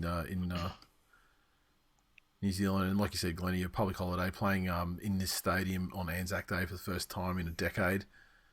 Big occasion. It's going to be a huge crowd, fucking noisy vocal crowd, one of the best in the comp, and the Titans. Going to be miserable afternoon. Look, I'll be honest, it's just like New Zealand to try and latch onto one of the fucking most sacred days in Australian history. They just fucking latch on. They had fuck all to do with it, and they just want to latch onto it. What exactly is it? Is Anzac an acronym for, Glennie? Just out of curiosity. Look, mate, you are Australians on the show. and Aldi Australian Army Corps. You are on the show that has previously had an episode called AAC Day. Well, that is. Thank you. That is true. Thank That you, is true. sir. Oh, there's a callback. And it's in the archives. Go check. Okay, the Dragons taking on the Roosters. The more traditional Anzac Day clash. And this one. Look, Dragon. I think Dragon not without a chance. I Big mean, they always chance. lift this one away, right? Big Yeah. chance. I'm just They're always looking up at for it. The tipping, and you know how it gives you the percentage of people that have tipped each side? Yeah. 68% of people have tipped the Roosters. Okay. That's a little bit lower than when I looked earlier. I think it was in the 70s. So I mean, I guess it's coming back, right? Well, Yeah. Looking across the other games, you got 98% to the Warriors, 97 to the Storm, 93 to Manly, 96 to the Broncos, 92 to Penrith, 94 to the Dolphins. Like this is really the only game that's in dispute. People are coming around on the Dragons. Am I correct in saying there was like a late omission for the Roosters this afternoon? I can't for the life of me remember What are you looking at, team lists? who it was. Yeah, I'm looking at team list now. I was not seeing it, but I'm sure I saw something on Twitter today. Tupu and Radley are out. Tupu. Right. Okay. As in, that was the other one. Yeah, you're right. So that's going to bring Jennings back into the side for sure. Double injury blow. Yeah, okay. Where was that? Roosters double injury blow. Radley and Daniel Tupu ruled out of the clash with the Dragons. This is going to fuck the lucky undies because I'm going to tip the Dragons. Wow. He's up to saying, I love when you all tip against us. Yeah, you know what? And for that reason, I'm going to tip them too. You can't not tip them. Motherfucker, you get what you... Motherfucker, this is what you want. This is what you get. Don't complain when I get done 50 blot. Cautionary tale. Yep. I might even put money on the Dragons. 13 plus. Really? I mean, look, even when they're like I tell you, you proper watch, shit, they lift for like Charity Shield and games like this. Yeah. They'll lift regardless, and I'll pull off an update, with an upset now and then. with Michael Jennings returning to his fucking spiritual home of Cogra, he gains extra powers from that place because it's dragon soil. He grounds himself in it earlier. So I'm tipping the Dragons. All right, moving on to the next and final Anzac Day clash, and it is the Storms taking on the Rabbitohs. And it'll be the final game down there at the Korean Housewife in Melbourne. And Rabbits, look, they aren't going so great. They had a week off to think about it last weekend after a performance that had heart, understaffed, but still another loss. And which is a nice way of saying they looked better because they had players putting in effort. Yeah, so something about in terms of hoodoos and everything. Souths have lost all 17 games they've ever played in Victoria. Oh, fuck! That's huge. If they lose this game, it'll be the 11th time in their history of the entire history of the club that they've recorded less than 2 wins in the opening 8 rounds. Oh. So this is all-time fucking dire. Yeah, and I can't see a way. I can't see a way for it to change. For it to change this week. So yeah, Melbourne by plenty. The thing about Melbourne is while their defence and they've had injured key players and their attack hasn't been probably that smooth, their defence has been locked in since the start of the season. Yeah.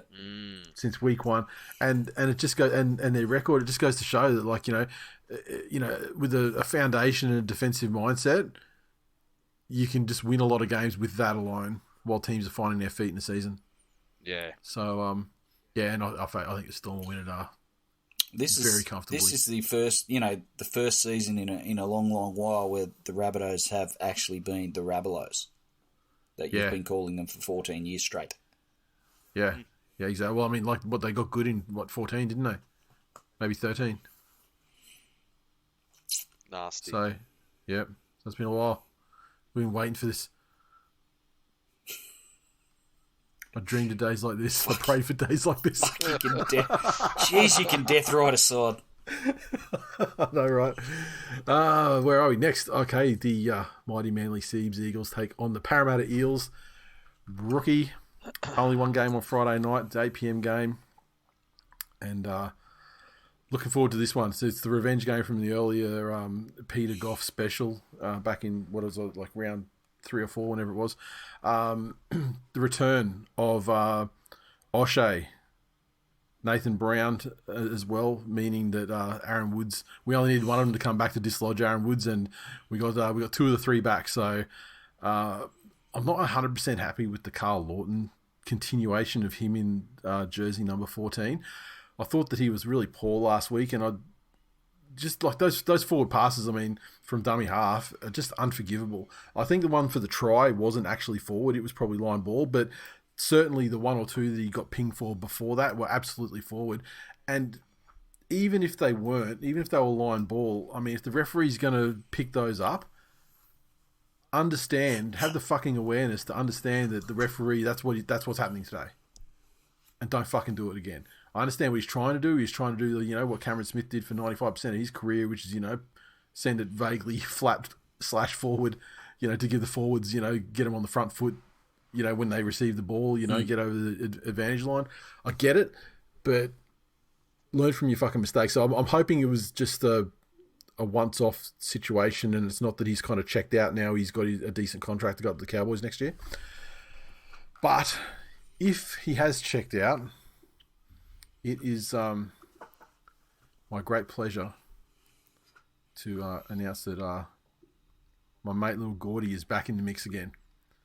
And it seems like the club is probably going to turn Jamie Humphries into a half, and he's back in the halves in Reggie's instead of developing him as a hooker that I think was the plan over this off-season. And so, look, if we can get little Gordy in there, I would just be super happy. But this side, okay, Gutho, I thought that he was on one leg, so, and there's been talk that he may shift into the halves for this game. Either way, the Eels are debuting Ethan Sanders, who they've already packed off. He's going to Canberra next year, so now they decide to give him some first grade time, and I don't think he's been killing it in the Reggies anyway. Morgan Harper back in the side, so I'm really looking forward to Jason Saab and Ruben Garrick against Morgan Harper and Mike Acevo. I think that there might be. I think if Jason Saab, if he made a break from his own half, I think he could get down the field, score the try, and run back to halfway before Sivo got to halfway in 2024. Honestly, who else is in the side here? Tuolangi as well. This is a fucking revenge game. That was bullshit, that game earlier in the season. Brookvale has sold out again for the third consecutive home game this season, 3 of 3. And it's going to be jumping. We're talking about guys under pressure.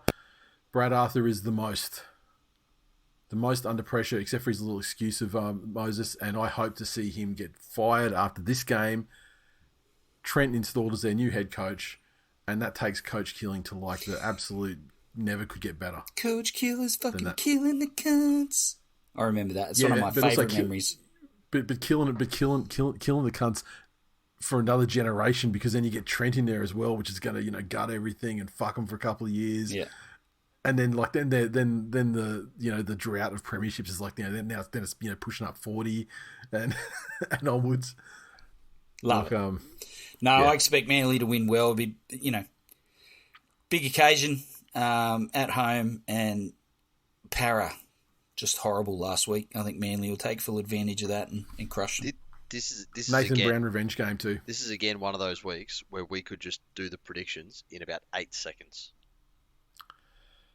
Yeah. None of these are tough. Dragons, Roosters, maybe. Yep. And I think Bryce Cartwright's out in this game too, and I mean he fucking killed us with offloads last time, so everything's coming up us. The West Tigers take on the Brisbane Broncos down at Campbelltown, down at Jared's house. Are you allowed to own property while you're in jail? Oh, as long as you pay the mortgage, I guess. Yeah. Yeah. Unless that's all getting garnished. Unless that's all getting paying for it. Garnished and sent to the woman to get a clit sewed back on or whatever. Sold it. Fucking Jesus. Oh my fucking God, that is atrocious. I suspect Jared sold his house back to. Sorry, Glenn. Or is that like? Do you remember fucking what's his name in the State of Origin with the staple gun in his head? Yeah. What do you do to fix the bottom of a boat to say the little man can get back in it? Fuck me dead, I don't know. Duct tape. There you go. I think the boat was fine. Well, it's a little crude, but... Yeah. Anyway, Glennie, how much are the Tigers going to lose in this game? Well, quite frankly, Nathan, it's offensive that you would even suggest such a thing when, been the host of the longest running rugby league podcast on the planet for 14 straight years, and you've clearly know nothing about rugby league. This is going to be one of rugby league's all-time ambushes. The side that we've put together is probably the best side we've put together all year. I think the Broncos will come in expecting to win, and in the true spirit of Anzac Day, I think the Tigers will come out, put a performance together that the Diggers will be proud of. And I think they'll win in Golden Point. So you're saying like Gallipoli, where they'll actually get fucking driven out of their own fucking field. Also, remember, I forgot to mention with the Manly game, I mean, we do honour our legends. So, I mean, having the additional honouring of Seagull number 403, one Terry Hill, to make us play harder. Generally, that makes the Tigers play worse. Having an old boy pass away. So Broncos, we'll get a 50 burger this weekend. 50 burger. Oh, we're putting 50 on the table. All right. Fuckers know nothing about it. Nothing. Put it this way, Glennie. The biggest advancement your club will make this season is that in this round, you are not the longest odds. So you're at $4. You're at $4.25, and the Titans, who have not won a game all season, are at $4.60. I'll take it. Playing a team that got absolutely pumped last week. West Tiger, number 4, Terry Hill. There we go. The West Tigers are turning everything around this year, and the abysmal honouring of the legends didn't do so well last time, a couple of weeks ago with Keith Barnes, but we're turning it around. We're going to honour Tez, West Tiger number 4. Okay, so I just had something. Breaking news has just come across the news desk here at Likevale Studios. There's an Instagram account, the Rugby League Report, who just ran an Instagram photo with a photo of Brad Arthur and says, "Is Brad Arthur running out of time at Parramatta?" The likes to that post, liked by Clinton Gutherson. No. So look, I haven't had time to check the veracity of this screenshot, but if true, LOL. What is it? Hang on, what's the account? The Rugby League Report, straight through, no spaces or separators. And there's a post there with Brad Arthur and some sky blue text over the top. Is Brad Arthur running out of time at Parramatta? Obviously being like recording right now, I didn't have the opportunity to check it myself. I mean, it's obviously not an official sort of news. Obviously, it's like us, just someone doing it for the love. Mm-hmm. But I can't even find the account. So anyway. All right. Anyway. So at the Rugby, I'm having trouble finding this because this fucking meta AI shit. Fuck off. Report. Cunt. Yeah. Doesn't exist. All right. Well, there you go. Well, fuck that then. Dreams don't come true. Anyway. Santa ain't real. Anyway. Hang on, I found it. Oh, did you? Yeah. Now let me find okay, now I'm going to click on the thing.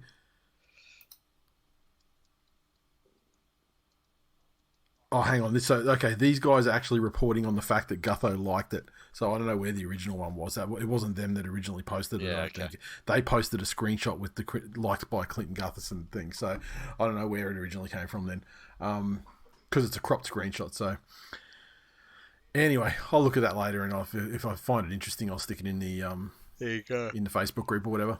Where are we? So yeah, Tigers getting smashed 50-0. Yep. Broncos, Panthers, Cowboys, Dolphins. We're done. Yep. Cowboys, Panthers. It is up at the abattoir. I've got dawn services to go to. Does that mean anything? Where are you going? You going down to Reddy? Nah, down city. to the Finland. Okay. Why the fuck are you going all the way there in the city for? It's closer to get there than it is fucking Redcliffe. Really? Yeah. Well, anyway, it's close to get to at fucking 4:30. Yeah. Except maybe tomorrow because there's cars everywhere. But yeah. All right.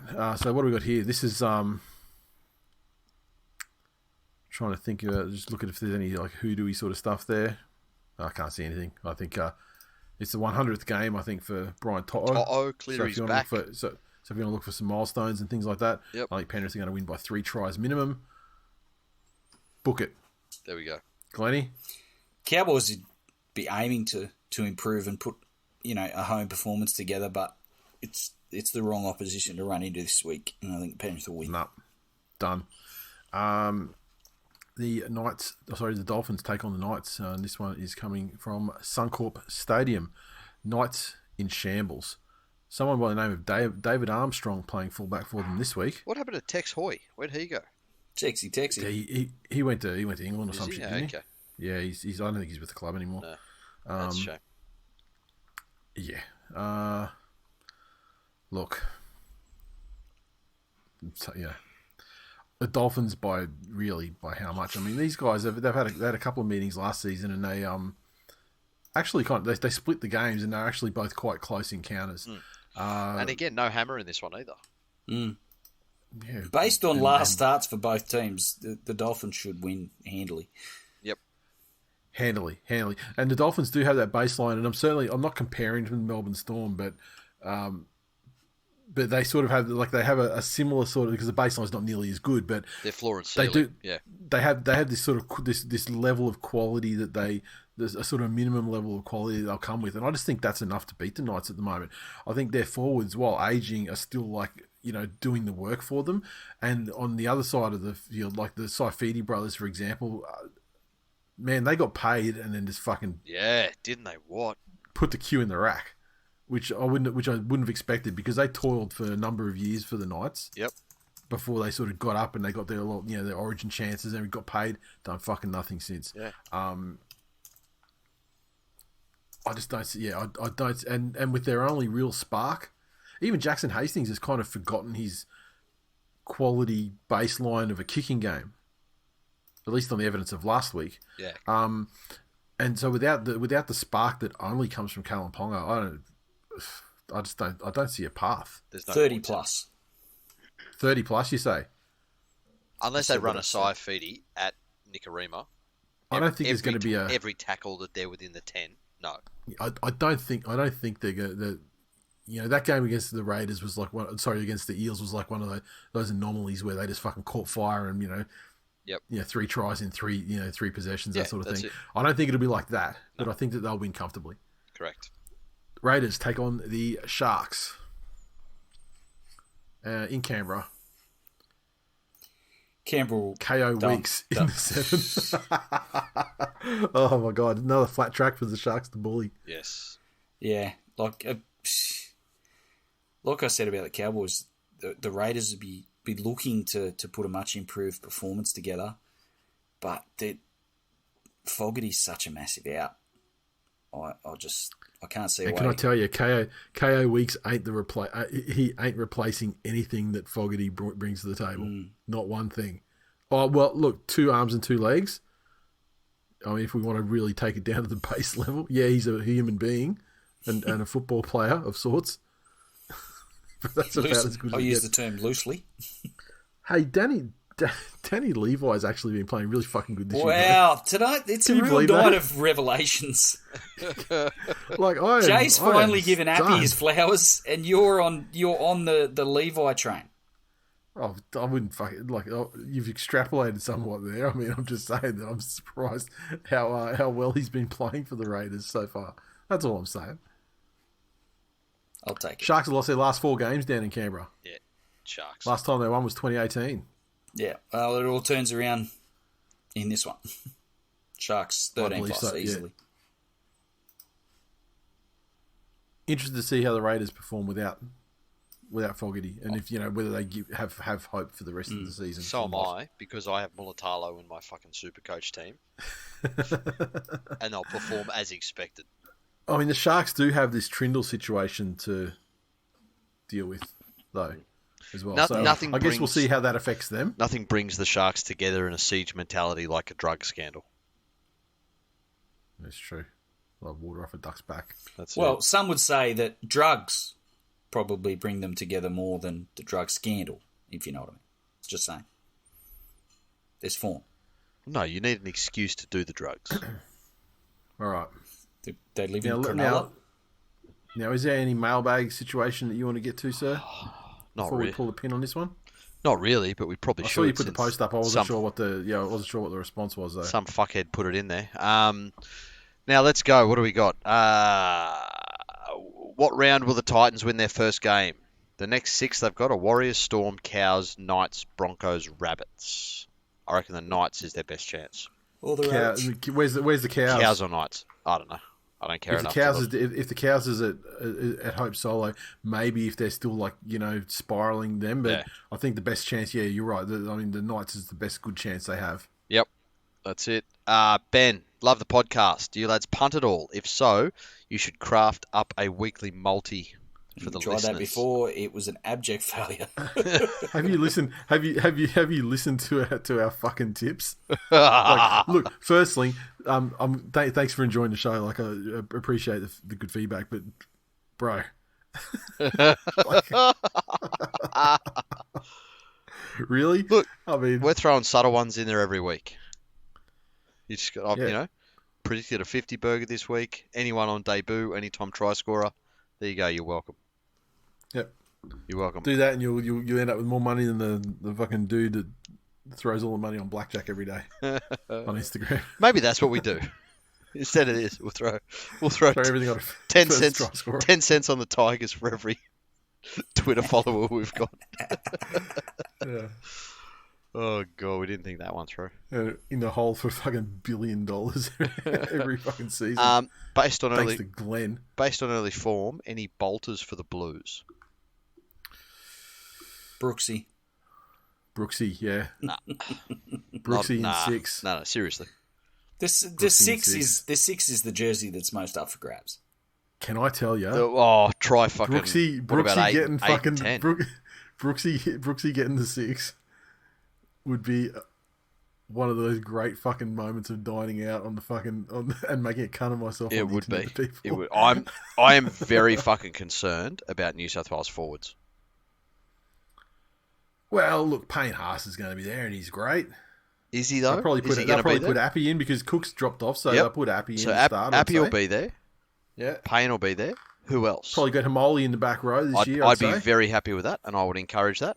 But that's what Jakey will be in there somewhere. You would imagine. That's what Yo will be locked. Steph will be the other prop. Yeah, nah. Have you watched his games? If he gets selected, then that guarantees that he's fucking going to another club. Yeah. No, this. I'm not even joking. That's my worry.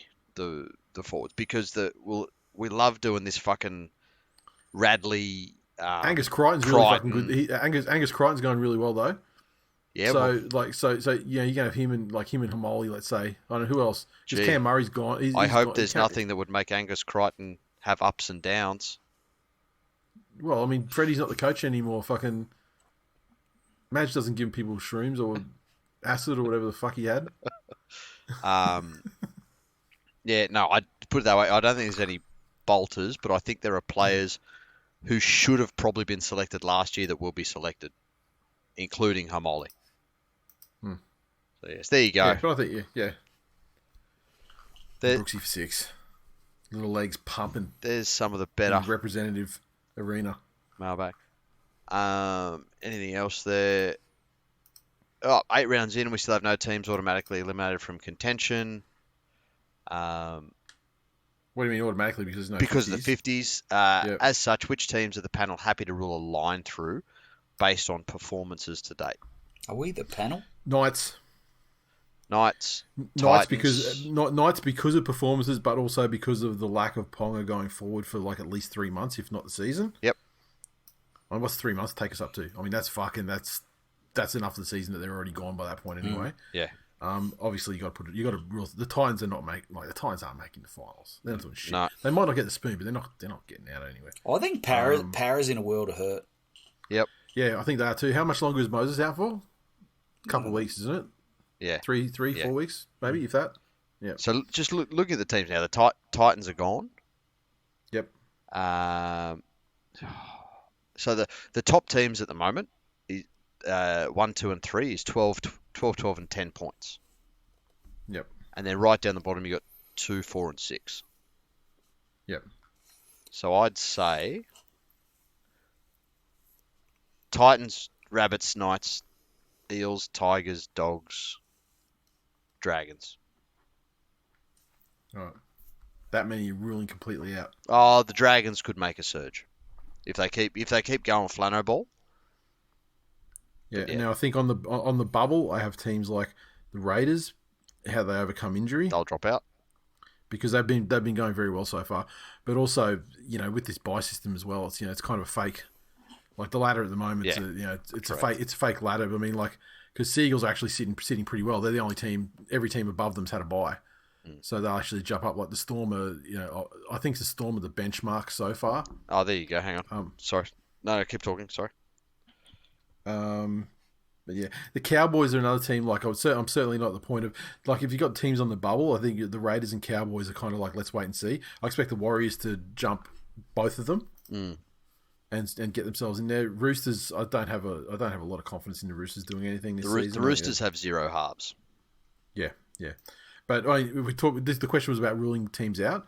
The bottom 4 as of today, I'm happy to rule out. Correct. So that's Eels, Knights, Rabbits, Titans. And finally, we'll give this one for Cruzy. He said, "Is the Magic Round meeting place the same as previous years? I don't know. And does anyone have a Friday night ticket I could buy, please?" So there you go. Okay. Direct all your put it out there. fucking offers to the country that murdered Terry Hill. Or just contact us and we'll connect you. That's also possible. Just too. ring the fucking Filipino consulate and tell them that you need to get in touch with one of their citizens. Yep. No, it's not about a balut. It's something else. Okay. Oh, that's it. Right, that's it. Anything to add, Glennie? You've been a little quiet there. You're tired, mate. No, I'm just listening. Just listening to the dulcet tones of you two fuckheads riding the Tigers off and doing all sorts of ridiculous shit. You see, even we're fans of the show and just like to sit back sometimes and just listen to it while it's happening. All right. All right, boys. It. See ya. Talk to you later. Later. But wait, there's more. It's not over yet. I almost forgot. In fact, the other 2 guys have hung up and gone, and I've tucked them in. But we've got Noffa Watch, episode 2. So please, before we go, enjoy the wonderful work from our stellar friend James. Noffa Watch, episode 2. Get it. In 5, 4, 3, 2, 1. Noffa Watch.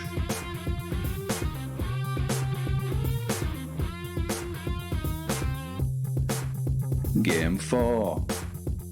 As Salford played the worst club in Super League, the London Broncos, you think their star NRL winger would be given a chance to carve up against actual taxi drivers, but you'd be wrong. Noffa was dropped again and watched his new teammates scrape a win without him, making that 2 losses with him, 2 wins without him.